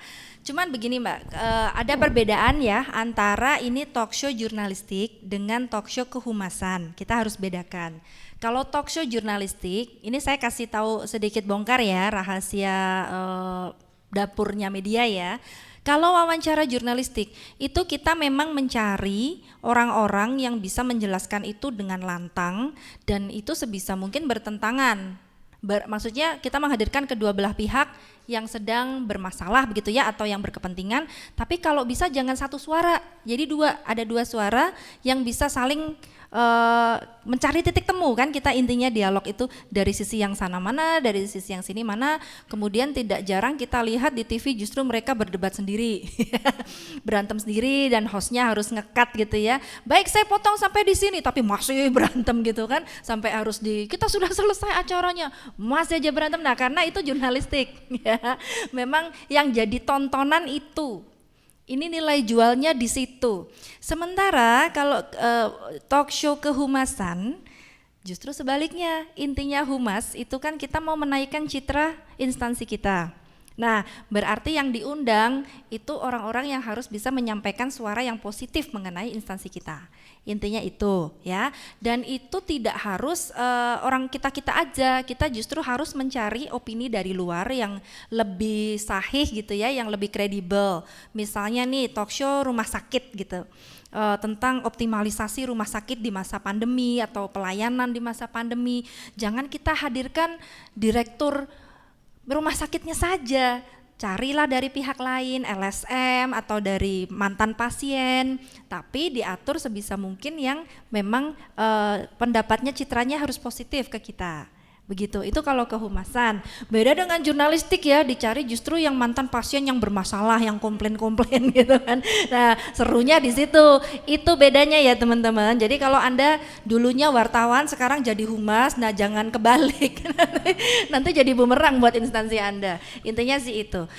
Secara garis besar Mbak Nana dan juga teman-teman, narasumber itu dibagi menjadi dua ya. Ada narasumber primer dan sekunder. Yang primer itu yang berkenaan dengan masalah yang kita bahas atau yang paling kuncinya di situ. Nah, itu yang harus kita kejar, yang harus kita hadirkan. Tapi kalau misalnya tidak bisa, berhalangan atau kepepet, pokoknya susah sekali, berarti turun ke yang sekundernya. Itu berarti harus tetap berkualitas juga. Ya, misalnya ya, ini kalau jurnalistik ya, itu kan biasanya susah. Ada tersangka korupsi begitu. Tapi baru diumumkan atau mungkin baru terduga, belum tersangka ya. Wah, ini kan kalau kita bisa wawancara dia, ini primer banget ini narasumbernya. Tapi kan dia pasti nggak mau, susah dicari. Ya otomatis kita mencari yang sekundernya. Pengamat kah, pengamat ekonomi, pengamat politik, atau mungkin teman sefraksinya misalnya. Nah itu sekunder, seperti itu. Tapi pihak yang mendakwakan korupsi itu dari manakah, dari KPK kah? Biasanya juru bicara KPK itu juga primer itu harus dihadirkan. Nah itu gambarannya. Baik, nah kalau misalkan sudah ada ini Mbak narasumbernya, oh ini si A, si B, lalu kita sebagai baik reporter, host ataupun penyiar, nah hal apa aja sih Mbak yang perlu kita lakukan sebelum melakukan wawancara ataupun talk show tersebut begitu? Oke baik, tadi sudah ketemu orangnya ya, berarti kita sudah pastikan bahwa narasumber ini adalah orang yang paling tepat untuk menyampaikan materi kita. Kita bisa bayangkan kalau yang jurnalistik, wah ini pasti berantemnya soal ini, itu kita sudah bisa perkirakan. Sementara kalau humas, ini saya yakin dia bisa ngomong hal-hal yang baik tentang instansi saya. Nah, kemudian cara menyiapkannya bagaimana? Kita berikan yang pertama adalah seperti seperti itu ya, seperti guide untuk para narasumber bahwa yang mau kita bahas ini seperti ini. Itu juga penting, terutama kalau kehumasan, itu penting supaya mereka tahu harus ngomong apa. Saya harus ngomong tentang kualitas rumah sakit, oh ya saya tak browsing dulu, biasanya mereka akan seperti itu. Nah sedikit berbeda dengan wawancara jurnalistik, itu kadang ada teknik seperti jebakan-jebakan yang kita sampaikan pada saatnya, seperti Mbak Najwa Shihab itu kan paling seneng kalau suruh jebak narasumber ya, itu biasanya nggak dikasih di awal gitu, atau mungkin kalau narasumbernya minta nanti mau tanya apa ya, mungkin diberikan tapi tidak semua listnya. Nah itu beda kalau jurnalistik, tapi secara umum itu harus kita siapkan guideline-nya, kita mau menanyakan apa saja. Kemudian misalnya kita nanti di tengah-tengah wawancara mau menampilkan apa begitu, itu juga bisa diselipkan dengan informasi lain yang terkait dengan materi bahasan kita. Dan bagi hostnya ya, buat yang menanya itu wajib harus tahu, harus riset yang saya wawancara ini siapa, backgroundnya apa, supaya kita tidak memulai pembicaraan dengan kepala kosong, dengan Bapak jabatannya apa ya Pak ya, loh kamu manggil saya nggak tahu saya ini siapa gitu ya, atau terus ya tidak kosong-kosong banget lah. Seorang host itu mungkin yang merencanakan ini produsernya atau panitianya gitu ya, asal dikasih materi. Nah, jangan seperti itu, harus paham. Kalau tidak tahu bertanya. Tidak ada yang bisa menjelaskan, browsing. Nah, itu wajib. Karena apa? Wajah hostnya ini yang kalau kenapa-napa malu, ya kan? Panitianya, produsernya nggak tahu, cuman ini aja bikin program, selesai kayak Mas Edi Koko itu cuma bikin program. Tapi nanti ada hostnya yang muncul, yang tampil. Harus dipilih yang cerdas benar, supaya kalau ada apa-apa ya dia bempernya memang. Gitu, silahkan Mbak. Baik, nah hal ini juga berkaitan nih Mbak dengan kita sebagai entah produser acara tersebut ataupun sebagai hostnya, gimana nih Mbak kita bisa menghadirkan topik-topik ataupun pertanyaan-pertanyaan yang sesuai dengan minat para penonton Mbak. Jadi tidak terkesan itu ngomong apa sih kayak gitu misalkan. Oke, baik. Nah, begini. Kalau cara bodonnya ya Mbak yo. Kita kalau mau jadi konten kreator, kita mau jadi produser, presenter, coba kita tukar posisi. Kita posisikan diri kita itu audiens, pendengar, penonton. Kita mau tahu apa sih? Nah, supaya feel-nya dapat. Kita bertanya ke narasumber, ini kita sedang mewakili kekepoan masyarakat nih. Ya, misalnya apa? Mbak Nana pernah wawancara siapa dan tema apa? Mewawancarai Mbak Risa dengan tema public speaking. Sebelum saya dong. Sebelum saya pernah wawancara siapa? Pak Bupati. Misalkan Pak Bupati ya. Pak Bupati. Dengan tema Hari Jadi Kabupaten Wonosobo. Hari Jadi Kabupaten Wonosobo. Saya kasih tahu Mbak, itu tema yang lumayan basi, jujur, ya enggak? Anda mau ngangkat tema apa itu? Mau dari sudut pandang mana angle-nya? Dari sudut pandang kebersamaan pemerintah bersama masyarakat. Kebersamaan pemerintah bersama masyarakat. Menarik nggak Anda sebagai pendengar atau penonton? Baik. Nah, jadi apa nih Mbak yang harus kita lakukan? Coba kita gali, saya tidak menghakimi ya Mbak, maaf ya. Betul, karena Anda dari Diskominfo saya paham. Cuman begini, ini cuman cara aja. Kita dari Diskominfo, kita dari kehumasan, tetap bisa kok mencari yang menarik itu, tetap bisa. Hari Jadi Wonosobo, ini kalau tidak kita olah, orang bisa menganggap kan tiap tahun juga ulang tahun kita, apa istimewanya, ya kan? Beda dengan misalnya siapa ya, Adipati Dolken datang ke Wonosobo misalnya, menarik sekali orang pada nonton, pada dengerin. Nah, apa yang bisa kita olah dari Wonosobo ini? Kira-kira apa yang menarik? Apa yang ingin Anda dengarkan, apa yang ingin Anda ketahui tentang hari jadi Wonosobo? Apa yang menarik? Potensi, betul. Apalagi? Potensi, lalu mungkin tentang kekayaannya ya sama dengan potensi ya. Kekayaannya. Nah, kalau tidak salah Wonosobo itu kota yang cukup tua ya. Betul ya? Bisa jadi tentang sejarahnya juga. Sejarahnya Wonosobo itu momen yang tepat untuk mengangkat itu. Nah, ketika mengangkat tema-tema seperti itu atau keunikannya apa begitu ya, itu langsung jadi tema supaya lebih catchy gitu ya. Dan pada saat menyampaikannya itu diselipkanlah materi-materi seperti bagaimana peran pemerintah dalam bersinergi dengan masyarakat. Ini kita kota yang unik loh, bagaimana untuk mengelolanya, itu baru disisipkan di tengah-tengahnya. Tapi tema yang kita jual itu harus laku, itu harus enak didengar, enak diikuti seperti itu. Atau ada kontroversi apa di Wonosobo yang menarik? Tapi nggak kontroversial yang merugikan gitu loh. Nah, itu kita cari, lalu kita angkat menjadi tema utama. Kira-kira seperti itu caranya.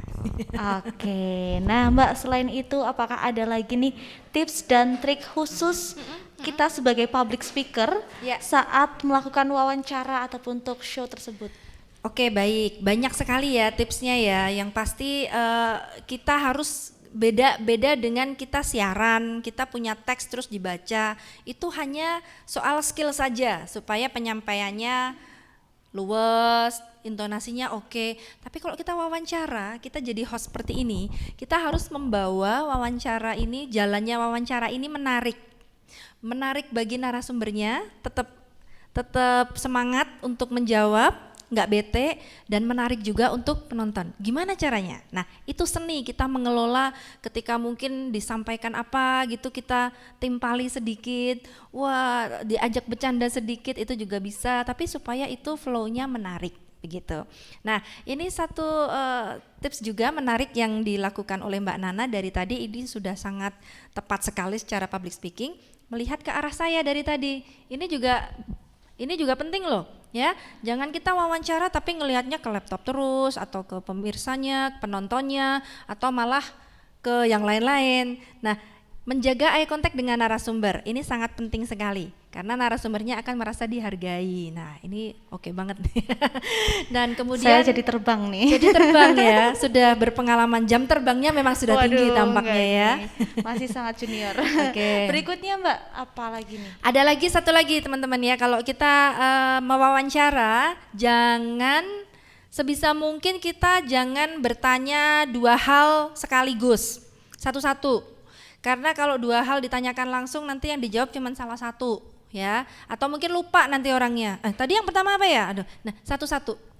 Pertanyaannya harus selugas mungkin dan jangan berupa kalimat yang afirmatif. Dalam arti,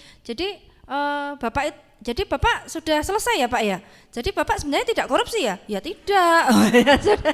Itu namanya pertanyaan afirmatif gitu ya. Sudah selesai ya Pak masa jabatannya? Sudah. Sudah. Nah, gantilah pertanyaan yang jawabannya yes no question itu dengan bagaimana atau tolong jelaskan. Nah, seperti apa? Nah, itu nanti orang yang menjawab akan mengeksplorasi dengan jawaban yang lebih kaya, seperti itu.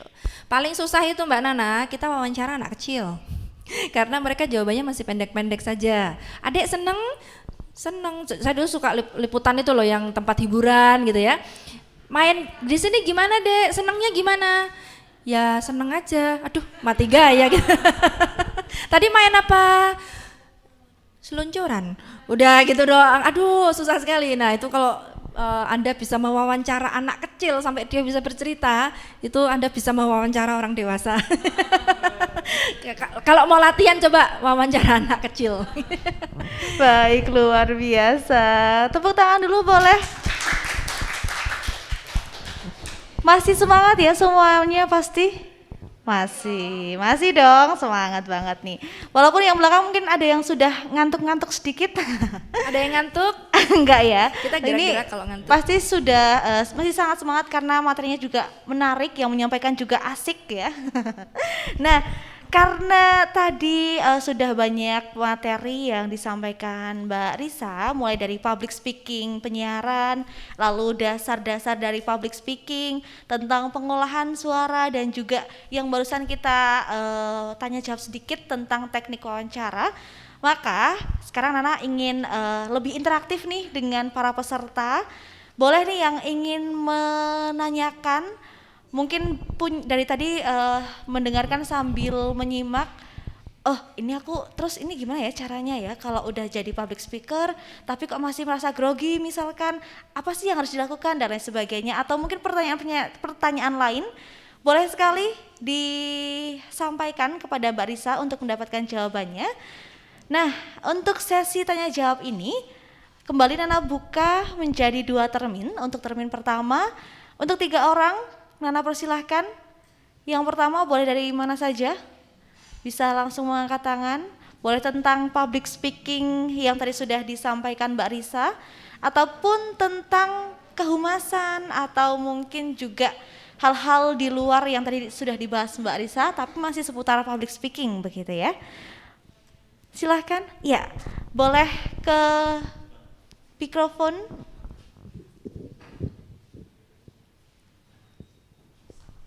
Silakan memperkenalkan diri dan asalnya terlebih dahulu. Selamat siang, assalamualaikum semuanya. Waalaikumsalam. Saya Riki Wibisana dari Citra FM Wonosobo. Namanya dulu Mas ya? Riki Wibisana. Mas Riki? Iya. Oh, Riki Yusan. Oke, dari Riki Wibisana. Riki Wibisana. Riki Wibisana. Pelan-pelan dong. Iya. Pengen cepet-cepet soalnya.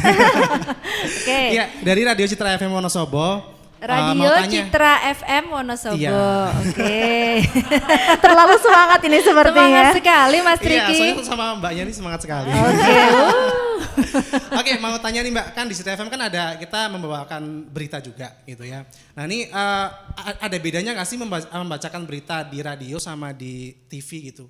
Perbedaannya apa gitu? Oke, ya. Terus tips membaca berita di TV sama di radio itu gimana gitu? Gitu aja sih. Terima kasih. Terima kasih. Mau langsung dijawab atau mau ditampung dulu Mbak? Langsung aja ya biar nggak lupa ya. Oke, siap. Boleh silakan.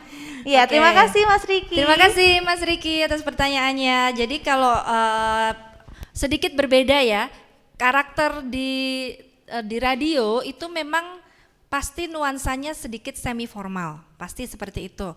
Walaupun di radio berita sekalipun ya, kayak di Trijaya atau El Shinta, ya kalau yang radio berita beneran memang resmi banget ya, tapi biasanya itu settingannya karena didengarkan orang di jalan atau di mana yang bisa disambi-sambi lah ya pokoknya. Jadi memang tetap harus lebih akrab, tetap harus lebih personal touch-nya harus dapat gitu. Sementara kalau di TV, membaca berita di televisi itu sudah benar-benar ada teleprompternya dan tidak bisa keluar dari itu, yaitu yang dibaca. Kecuali saat breaking news ya, kalau breaking news itu benar-benar mengandalkan improvisasi keahlian si presenternya itu, karena kadang bahkan produser belum sempat ngetik, misalnya ada kejadian gede gitu ya, lalu breaking news, belum ada teksnya, dia harus ngomong gitu, atau teksnya sambil berkejar-kejaran dengan waktu lah, pokoknya harus banyak improve. Nah, sementara kalau naskah di radio mungkin kita masih bisa sedikit improve ya, bisa sedikit improve, tidak harus saklek dengan yang di teksnya, dan memang karakternya itu karena di TV kelihatan orangnya gitu kan, berarti satu paket semuanya dengan penampilan, kita jaga penampilan dan sebagainya supaya suara itu adalah salah satu faktor penunjang dari penampilannya. Faktor lain adalah penampilan, gestur, ekspresi terlihat, pencahayaan, wardrobe-nya harus pas, itu semua satu paket. Lebih susah memang ya. Sementara kalau radio, karena suara itu yang utama, jualan utamanya, nah maka itu yang harus diperhatikan. Mungkin sudah pernah dengar istilah theater of mind, teori theater of mind, biasanya penyiar radio sudah tahu? Belum pernah dengar ya? Wah sayang, saya nggak sertakan di materi saya. Jadi theater of mind itu adalah sebuah teori yang dipakai oleh para broadcaster radio, bahwa teater itu seperti ada pertunjukan gitu ya, tapi di pikiran kita. Jadi di pikiran kita itu semua yang kita sampaikan itu seolah-olah itu ada di benak kita, playing in our mind gitu. Jadi yang keluar dari suara kita itu seolah-olah kita si penyiarnya ini sedang benar-benar mengalami itu, sedang berada di teaternya di pikiran kita. Kita seperti loncat ke dunia lain begitu ya, mengalami itu beneran. Misalnya Anda melaporkan tentang kebakaran begitu. Kalau di TV kan kelihatan nih, dia di TV, di studio atau di lokasi kan kelihatan. Sementara kalau di radio Anda bisa bermain-main dengan theater of mind itu. Seolah-olah Anda berada di lokasinya, Anda ceritakan gitu ya dengan detail. Dibayangkan di theater of mind-nya ini, jadi keluarnya membawa si pendengarnya untuk masuk ke cerita itu. Seolah-olah mereka benar-benar melihat kejadiannya walaupun hanya mendengar. Kira-kira seperti itu, Mas. Oke. Gitu ya, nanti lanjut ngobrol lagi ya. Silakan yang lain dulu. Baik, terima kasih untuk penanya pertama sekaligus jawabannya sudah disampaikan tadi. Lalu untuk penanya kedua langsung saja Nana persilahkan. Ya, monggo Mbak. Selamat sore Mbak. Selamat sore. Iya, saya dari Radio Pesona Wonosobo. Saya Meta. Dan di sini saya mau nanyain tentang force mayor. Saya pernah waktu itu di salah satu radio swasta. Jadi di op itu bilang ketika sampean menemukan atau mengalami di luar kuasa kita, semisal kayak komputer yang mati, katanya disuruh tetap bicara di situ. Nah, bagaimana kalau seumpama saya sudah bicara sampai panjang sekali, ternyata saya tidak bisa menghidupkan komputer-komputer di situ. Mohon jadi pencerahan. Iya. Sebaiknya saya hentikan aja siarannya atau bagaimana ya. Selain itu yang saya tanyakan selama ini saya ketika mengampu dialog, saya merasa kok apakah tema yang saya bawakan itu kurang menarik audiens atau audiens yang takut bertanya. Makanya ketika saya di mana aja di radio mana kok kenapa nggak ada yang tanya gitu. Padahal kita sudah membuka gitu. Itu karena apa gitu. Terima kasih. Oke. Baik, dua pertanyaan yang cukup menarik ini Mbak. Mau langsung dijawab juga? Boleh Mbak. Boleh, Ya, langsung saja. saya jawab ya. Ini susah-susah gampang ya pertanyaannya ya. Kalau saya sukses menjawab ini saya jadi produser Radio Pesona ini nanti. Oke, yang pertama tentang force mayor ya. Memang apapun yang terjadi kita harus tetap show gitu. Memang harus tetap itu berarti komputernya mati, berarti nggak bisa ngeplay musik ya, sama sekali nggak bisa ya. Aduh, gimana nih ternyata nggak bisa. Berarti kita harus oke, lagi open mic ternyata mau ganjel pakai musik pun nggak bisa gitu kan. Tapi harus tetap jalan terus, nggak mungkin radionya nging terus mati gitu ya, kita off kan juga tidak bisa. Ya bener Mbak, memang mau tidak mau kita berkreasi, kita improvisasi sekuat mungkin untuk tetap berbicara sampai apa ya, ada datang bantuan ya, ada datang bantuan atau mungkin apa ya, Anda harus menghubungi orang lewat WhatsApp kah waktu itu di sambi-sambi siaran supaya datang membantu. Nah, apa yang Anda rasakan waktu itu Mbak Meta? Mati gaya, mungkin kehabisan topik atau apa?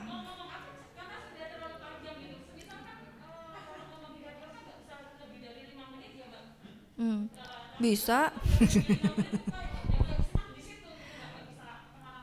Oke, itu programnya apa boleh tahu? Oh, siaran biasa. Oke. Kita sebenarnya bisa berpikir keluar dari kotak ya, out of the box. Jadi kalau kita pikir siaran tuh cuman menyapa pendengar, terus mutar lagu selesai. Biasanya kan kayak gitu. Kita ketemu situasi yang nggak biasa nih. Kita harus ngomong, ganjel musiknya mana nggak play gitu kan. Ada banyak cara Mbak untuk kita bisa kreatif ya. Misalnya apa? Handphone Mbak Meta itu sumber yang sangat-sangat bisa digali terus gitu ya. Atau gini, pertama Anda sebagai penyiar, makanya saya bilang harus upgrade. Anda harus mengikuti tren. Itu wajib. Tren yang sekarang itu apa? lalu yang sedang jadi kontroversi baik di tingkat nasional, daerah, regional maupun lokal Wonosobo itu apa, Anda harus paham, Anda harus ngikutin. Kalau enggak usah jadi penyiar. Susah kalau enggak, beneran. Nah, kalau Anda tahu, Anda enak aja membawa. Anda kepikiran satu isu, angkatlah itu diajak ngobrol. Nah, terus mungkin sambil baca, sambil browsing baca. Nah, ini saya sambil baca, misalnya ya dari informasi dari laman apa, dibacain. Nah, saat ini bagaimana menurut teman-teman semua? Silahkan kalau mau berinteraktif misalnya ya, Anda bisa langsung memberikan pendapat misalnya. Nggak ada yang ngasih pendapat, misalnya suruh japri atau inbox, nggak ada juga yang ngasih pendapat. Oke, dibaca lagi dari misalnya belum lama ini ya ada kontroversi di grup Facebook apa begitu ya tentang jalan di Wonosobo yang berlubang yang kemarin. Nah, ini sempat menjadi kontroversi juga nih rekan-rekan semuanya dan bla bla bla bla bla bla. Itu cuma informasi dari Facebook dan tentang hal-hal terkini. Jadi itu mungkin hal terakhir yang bisa kita lakukan walaupun nyalai pakem kodratnya program yang harusnya cuman kita buka dan ngeplay musik. Tapi gimana lagi Mbak, daripada nggak ada. Ini pernah juga terjadi sama yang namanya Mbak Kania Sutisna Winata tadi yang Metro Mini. Waktu itu siaran tentang kenaikan harga BBM ya, tiba-tiba teleprompternya mati, stuck, nggak bisa gerak dan nggak bisa ngomong gitu loh karena itu dia nggak bawa print-printannya gitu ya. Apa yang dilakukan Mbak Kania? Nggak bisa ngomong loh, nggak bawa teks, yang mau dibaca nggak ada, mau gimana? Hal refleks yang beliau lakukan adalah senyum. Ya, senyum. Oke. Ya, kami mohon maaf ada kendala teknis yang sedang terjadi. Sambil senyum-senyum, teleprompternya hidup lagi. Oke, baik. Nah, baik kami lanjutkan pemirsa bla bla bla bla bla bla bla. Dan itu dikritik. Dikritik pas rapat redaksi dikritik. Kan ya ini kan beritanya tentang kenaikan harga BBM ya. Rakyat susah, kok tadi kamu malah senyum-senyum? Lah, lalu dibelain lah sama produsernya. Masih bagus kan ya bisa senyum. Coba kalau dia keluar nggak tahu mau ngapain, ya kan? Kalau dia bingung, kalau nangis gimana? Nah, masih bagus bisa berdiri di situ senyum supaya menenangkan masyarakat yang melihat. Nah, itu hal terakhir yang bisa kita lakukan, hal terbaik yang bisa kita lakukan, Mbak, untuk menyelamatkan acara. Dah, apapun itu lakukan. Gitu aja.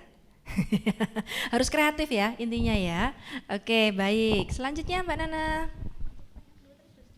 Oh iya, ada pertanyaan kedua ya, betul. Tadi tentang talkshow yang tidak terjawab, yang tidak ditanggap. Mungkin dikasih door prize Mbak, langsung pada mau. Ada giveaway, dah gampang gitu. Langsung ya. Ya sebenarnya itu memang menjadi kendala kalau itu tema-tema yang tidak terlalu kontroversial yang kita angkat. Beda kalau misalnya temanya ini banget ya, in banget, tema nasional atau tema yang sedang digandrungi, yang sedang menjadi pembicaraan, itu nggak usah disuruh orang pada telepon gitu. Tapi kalau misalnya ini tema yang biasa-biasa saja, butuh effort yang lebih keras untuk mendatangkan orang bertanya, itu memang betul. Jadi memang dimulai dari pemilihan tema. Mungkin temanya biasa tapi narasumbernya yang menarik. Nah, itu juga hal yang mempengaruhi. Kira-kira sih seperti itu. Dua hal itu yang harus jadi bukan melulu soal kemampuan kita ya. Mau jago kayak apapun, Najwa Shihab sekalipun kalau disuruh wawancara Pak Lurah Piungan tempat saya tinggal sana terus temanya tentang pembangunan di daerah Piungan juga pasti nggak ada yang nonton kok. Ya, mungkin cuma warga Piungan aja yang nonton di tempat saya tinggal sana. Itu memang dua hal yang harus saling bersinergi. Antara tema, narasumbernya juga harus menarik dan dia kompeten, dan yang ketiga baru skill kita sebagai penanya. Kira-kira begitu. Oke, silakan. Baik, terima kasih Mbak untuk jawaban dari penanya kedua, Mbak Mita tadi.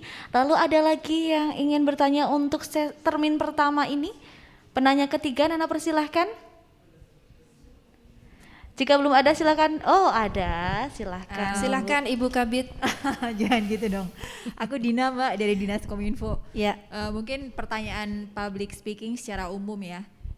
Kadang kita susah untuk kontrol kecepatan kita saat berbicara gitu. Ada yang berbicara itu cepet banget kayak kereta gitu. Ada tips nggak sih untuk itu gitu supaya kadang orang tuh bicara terlalu cepat sehingga pesannya tuh nggak sampai gitu. Kemudian yang kedua juga sama, jadi kadang udah inget di kepala bahwa akan ngomong 3 hal, tetapi karena mungkin saking semangatnya ini kemudian jadi melebar kemana-mana gitu.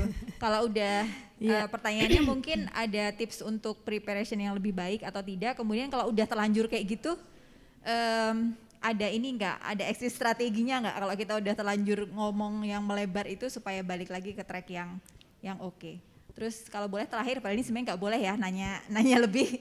Nanti diingetin Mbak Nana kok pertanyaannya. Untuk Bu Kabit nggak apa-apa. Kadang ketika kita jadi moderator itu bakal berhadapan dengan seorang narasumber yang sebetulnya dia nggak menjawab terhadap pertanyaan kunci kita dan dia melebar kemana-mana. Dan audiens itu udah mulai resah, maksudnya dia udah nggak fokus lagi ke acara pembicaraan. Tips-tips cara sopan untuk kemudian berbicara dengan narasumber seperti kalau tadi Mbak Risa udah ngobrol soal cut waktu dan lain sebagainya, ngetin waktu. Kalau yang soal biar dia balik lagi ke tracknya yang memang seharusnya dia harus jawab dan tidak terlalu melebar seperti apa? Makasih Mbak Risa. Baik, terima kasih Mbak Dina. Yang pertama tadi tentang, kok lupa ya? Bicara terlalu cepat. Oke, seperti Mas Riki tadi yang sangat bersemangat ya. Oke, kecepatan berbicara seseorang itu sangat dipengaruhi dengan kebiasaan memang dan pembiasaan dari kecil, dari lingkungan dan dari hal-hal yang memang biasa dilakukan. Apa itu? Kalau mungkin ada yang bicaranya terlalu lambat karena memang kebiasaannya seperti itu, ada yang kegiatan-kegiatan tertentu yang membuat dia kalau ngomong jadi cepet banget. Nah, karena itu sudah terbentuk cukup lama, memang perlu waktu untuk menetralkannya menjadi speednya netral begitu ya. Tapi bisa dilatih. Misalnya dengan berlatih berbicara membaca teks, tapi kita berikan waktu. Kita beri waktu kalau dalam waktu yang kita tentukan kok sudah selesai bacanya, itu berarti harus diperlambat lagi. Misalnya 1 halaman A4 ini kita kasih waktu 1 menit, ternyata kok 30 detik sudah selesai. Oke, berarti diperlambat lagi. Nah, itu bisa menjadi parameter untuk kita ngomong harus seperti apa. Atau cara lain dengan kita bukan menirukan ya, tapi membarengi pembicaraan orang yang kita record sebelumnya atau kita dengerin orang di YouTube, lalu kita sudah punya teksnya, kita ngomong bareng sama dia. Nah, kita ikuti speednya dia. Itu melatih kita kalau ngomong seperti speed yang netral itu. Speed yang benar itu. Misalnya kita record dulu ya, ada siaran di televisi atau di radio, lalu kita buat skripnya, lalu kita tirukan persis seperti itu, kita baca, oh speednya segini toh kalau ngomong, itu baru akan ketahuan. Itu beberapa tipsnya seperti itu Mbak. Nah, jadi kita mengatur supaya diingat juga, oke, pelan lagi. Nah, orang yang berbicara kecepatan itu caranya gampang. Kalau dia merasa ngomongnya dia sudah pas, itu berarti dia buat orang lain kecepatan. Kalau dia merasa kok aku ngomongnya pelan banget ya, itu berarti buat orang lain pas. Itu kalau dia sudah terlalu banyak menerima komplain orang ya, berarti cara ngukurnya seperti itu. Sama dengan volume orang. Lebih keras dong, kamu punya misalnya kalau ikut public speaking kursus, saya selalu ingatkan kelemahan kamu di suara, volume. Oke, berarti ketika kamu merasa nyaman berbicara, itu sebenarnya buat orang lain tuh terlalu pelan, terlalu lemah. Kalau kamu merasa berteriak, nah itu buat orang lain malah pas. Saya rasanya teriak-teriak banget. Iya, tapi buat kita yang dengerin segitu baru kedengeran. Karena itu soal kebiasaan berbicaranya yang sudah cukup lama begitu. Oke, lalu yang kedua tadi tentang ini ya, pembicara yang kalau berbicara melebar begitu ya. Nah, sekali lagi Mbak Dina, memang ini ada di kita otoritasnya untuk mengembalikan pada jalan yang benar gitu ya, ke track yang seharusnya, langsung dipotong saja, tidak apa-apa. Baik, mohon maaf Pak, saya potong sampai di sini. Lalu kalau untuk yang tadi itu, atau mungkin begini, yang lebih sopannya lagi begini, seolah-olah kita sedang menegaskan omongannya, padahal kita sebenarnya sedang membelokkan ke arah kita sendiri. Misalnya dia mulai cerita, wah zaman kuliah saya dulu, bla bla, aduh kok malah zaman kuliah gitu ya.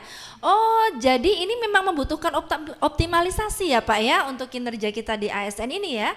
Nah, seolah-olah menegaskan tapi sebenarnya mengajak dia kembali begitu ya. Wah dari cerita Bapak ini kayaknya memang butuh ya untuk dikembalikan lagi, digeret ke tema kita. Itu memang harus Mbak, kalau tidak bisa, jangan sampai kita yang mengikuti kemana. Tapi kalau dia berbicara apa masih pada tracknya, kita beri waktu, biarkan bereksplorasi. Tapi kalau sudah mulai lama, terlalu ini, kita jangan terbawa ke sana, digeret lagi gitu. Itu caranya. Lalu yang terakhir, berbicara lebar, maksudnya saking semangatnya tadi lebar. Kayaknya bukan. Oh iya justru kebanyakan nah ini Mbak Dina, biasanya memang ada tipe-tipe orang yang kalau berbicara kebanyakan bunga-bunga bahasa gitu ya. Atau mungkin prolognya yang kepanjangan. Ada analisanya sih, ini tipe orang yang sangat-sangat ekstrovert biasanya, yang ketika dia sudah nyaman berbicara di depan umum lalu melebar nggak karuan. Nah, ini sangat berkaitan dengan yang dinamakan kecerdasan. Jadi tadi kan ada apa aja tadi? Karakternya harus superior, yang kedua harus smart, yang ketiga harus berwibawa. Yang smartnya itu yang berperan di sini.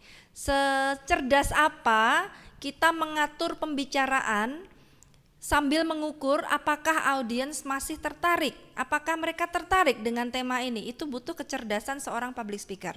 Kita nggak sekedar ngomong. Nah makanya maaf ya, nuwun sewu ya, misalnya kalau kita pernah melihat seorang pembicara, entah apapun itu temanya dalam konteks apapun, lalu dia mulai membicarakan, ya contohnya tadi ya dirinya sendiri, melebar ke hal-hal yang menurut dia menarik, menurut beliaunya menarik. Tapi mungkin menurut audiens itu lama-lama udah melebar. Kalau melebar dari tema tapi menarik sih masih nggak apa-apa ya kita dengerin ya. Tapi kok nggak menarik juga dan lama lagi ngebahasnya. Nah ini berarti tipe pembicara yang dia tidak cerdas untuk memilah, mengolah apa yang menarik bagi masyarakat atau bagi publiknya. Termasuk juga bisa jadi kebanyakan berbicara tentang dirinya sendiri. Itu kelemahan orang yang pinter ngomong tapi tidak pinter untuk menimbang ini menarik atau tidak. Narsistik itu penyakitnya pembicara publik juga loh, jangan salah. Beneran. Tidak hanya soal ketidakpercayaan diri ya. Nah ini kasusnya yang over PD malah jadi terlalu narsis, itu juga bisa. Maka sedikit saya tambahkan ya teman-teman ya, tips public speaking. Jadi jangan kita salah mengartikan public speaking itu skill berbicara selancar mungkin, sepinter mungkin, semakin lancar, pinter, semakin banyak ngomongnya semakin bagus, tidak. Skill public speaking yang benar itu adalah mencakup juga skill kita memilah mana yang harus disampaikan dengan cara yang baik dan menyenangkan, mana yang harus kita pilih untuk kita keep ya, dan mana yang kita sampaikan tapi hanya separuh saja katakanlah, atau dari sisi mananya saja, mana yang sama sekali tidak perlu kita sampaikan. Ini kayaknya nggak pas, nggak pantas untuk audiens yang ini, nggak pas. Ini nanti dampaknya begini, mereka nanti bosen, nanti dampaknya ke instansi saya begini, mending saya keep. Nah kalau Anda sudah bisa menimbang itu, hal-hal itu, tema-tema untuk mana yang disampaikan, Anda sudah nyicil jadi public speaker yang baik, gitu kira-kira. Oke, mungkin begitu ya Mbak ya, mungkin begitu ya Mbak Dina ya. Oke, monggo dilanjutkan. Luar biasa. Oke, terima kasih Mbak Risa. Ada lagi yang ingin bertanya kah? Baik. Oh masih ada, silahkan, monggo. Ini adalah ayahnya Web TV ini. Oh, oke. Berarti saya boleh manggil ayah ya ini ya? Silahkan ayah. Iya Ibu. Terima kasih. Langsung saja, perkenalkan nama saya Ajis dari Dinas Kominfo. Singkat saja yang saya tanyakan, penerapan public speaking untuk resepsionis, nah idealnya seperti apa? Oke. Apakah harus kayak penyiar atau apa? Terima kasih. Terima kasih Mas Aziz. Untuk resepsionis ya, ini adalah satu tema yang tersendiri tentang pelayanan prima yang membutuhkan satu sesi pelatihan tersendiri Mas. Jadi saya bingung kalau harus merangkumnya dalam satu kalimat. Mungkin suatu saat boleh bikin pelatihan, ngundang saya lagi ya Mas ya.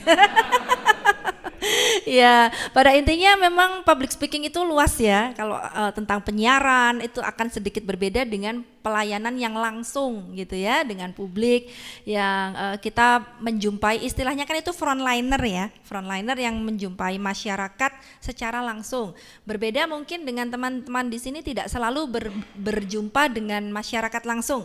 Ada yang melalui media, ada yang melalui media sosial. Nah, sementara kalau yang langsung seperti itu memang sedikit berbeda. Dari mulai gesturnya yang harus dijaga, ekspresinya segala macam. Tapi yang pasti setiap instansi memang harus menetapkan dan menerapkan SOP yang berbeda-beda. Jadi seandainya kita mungkin datang ke hotel yang sama-sama hotel aja, beda hotel mungkin standarnya beda. Ada yang datangnya sambil silahkan Bapak mengisi, ada yang ya silahkan Pak, ada yang selamat datang di hotel apa, itu kalimat-kalimat yang memang sudah harus diucapkan, memang harus ada standarnya seperti itu. Dan biasanya itu akan selalu di-upgrade berdasarkan kritik, masukan juga dari klien, seperti itu Pak. Panjang sekali itu, bisa tema 3 hari Pak, pelatihan khusus paket pelayanan prima.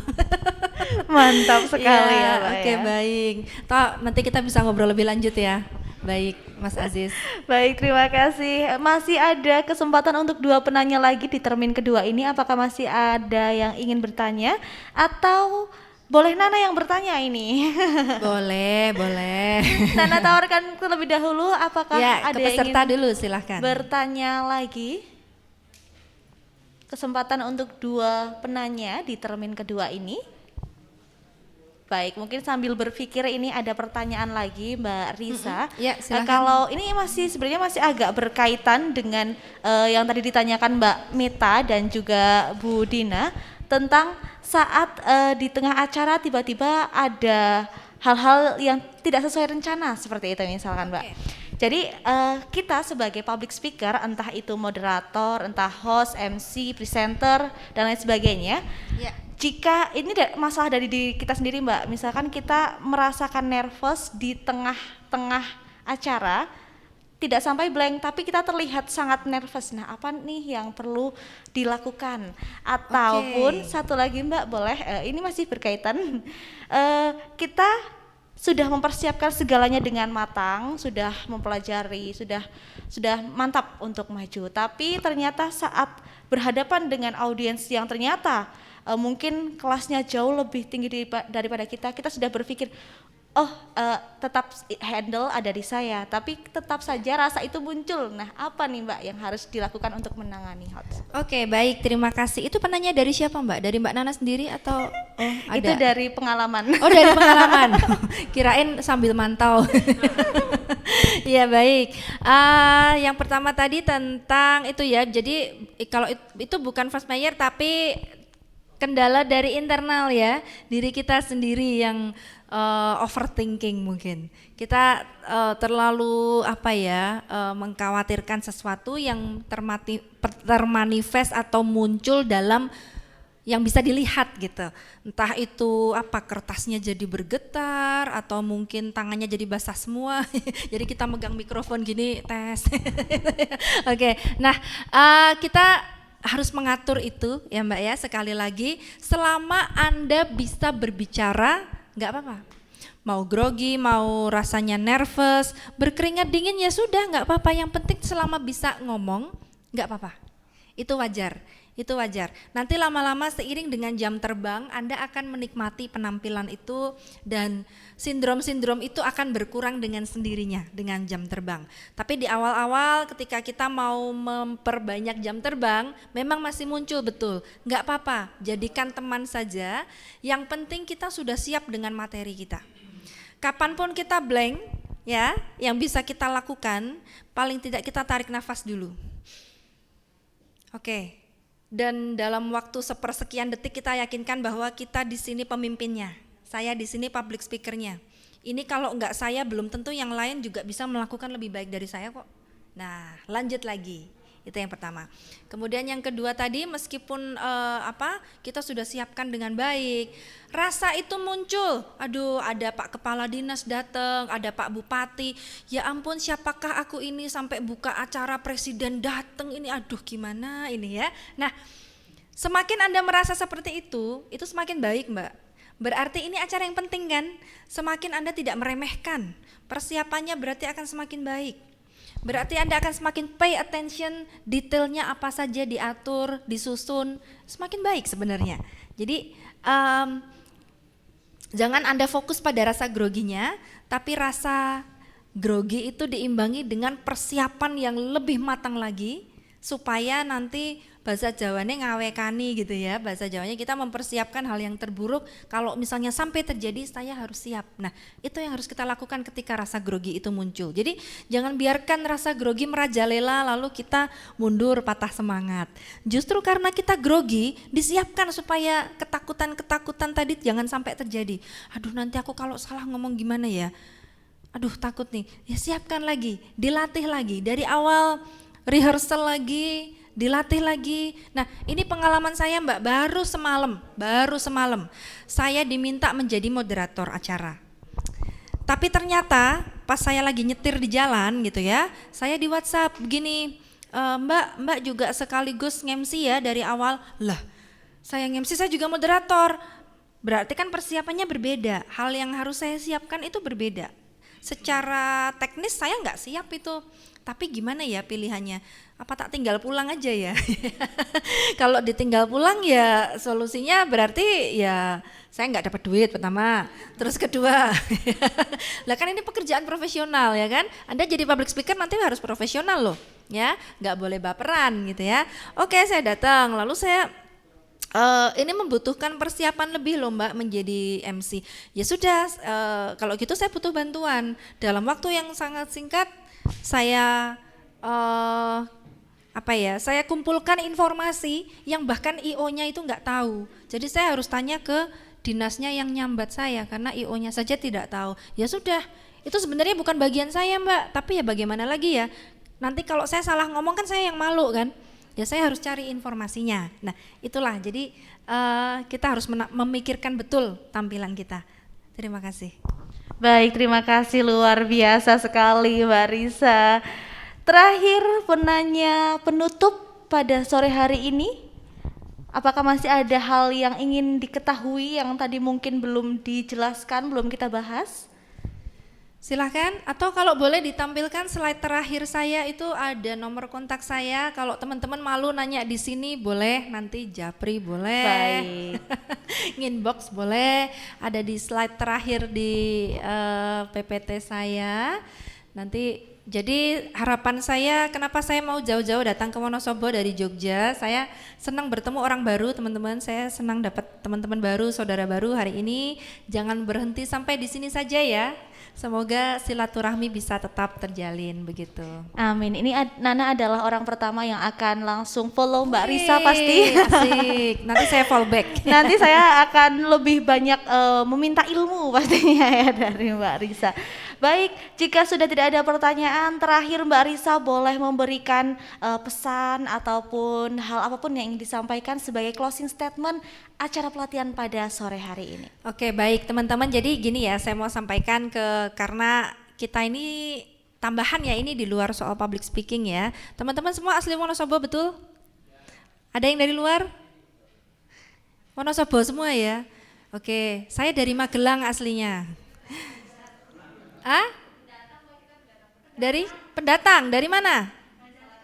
Oh ya masih Banjarnegara ya, masih deket. Asli saya dari Magelang teman-teman. Dan ketika dulu saya bekerja di Jakarta, di ibu kota, saya merasakan ada kadang kita mendapat predikat anak daerah gitu kan. Wah ini si anak daerah, saya mau dubbing aja dites dulu. Medok enggak suaramu? Cah deso ki. Nah, kalau kita tidak kuat mental, maka kita akan inferior begitu ya. Padahal ternyata tidak. Saya membuktikan dengan kerja, dengan hasil kerja itu masalah deso itu ternyata tidak dipermasalahkan lagi. Jangan sampai asal kita yang dari daerah ini menghalangi karir kita, menghalangi profesionalisme kita. Jangan sampai kita inferior duluan bertemu dengan anak dari Jakarta, dari kota-kota besar yang lain, itu jangan. Kita punya ciri khas kita sendiri dan jangan malu membawa nilai-nilai kebudayaan daerah kita. Itu penting. Saya dibilang orang deso nggak apa-apa. Emang asli saya dari Magelang kok.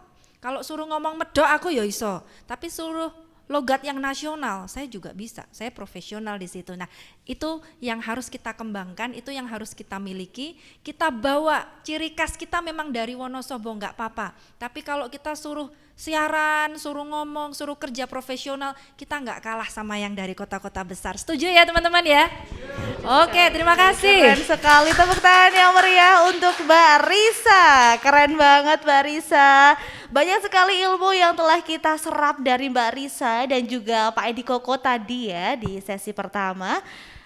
Senang sekali tentunya Nana dapat kesempatan ini, kesempatan yang luar biasa. Selain mendapatkan ilmu, tentu kita juga mendapatkan pengalaman. Dan yang diharapkan dengan pelatihan ini nantinya ke depan teman-teman dapat terus termotivasi untuk mengembangkan kualitas diri pastinya Mbak, agar bisa menjadi seorang public speaker yang baik tentunya. Semoga pelatihan ini bermanfaat bagi kita semua dan tentunya kita berharap dapat berjumpa lagi di lain kesempatan yang tidak kalah luar biasanya dari pelatihan ini. Mohon maaf jika dari awal Nana memandu acara banyak tutur kata dan tingkah laku yang salah. Terima kasih banyak atas partisipasinya. Dan Nana tutup dengan wassalamualaikum warahmatullahi wabarakatuh. Tepuk tangan untuk kita semua. Terima kasih ya teman-teman semuanya. Terima kasih Mbak Nana.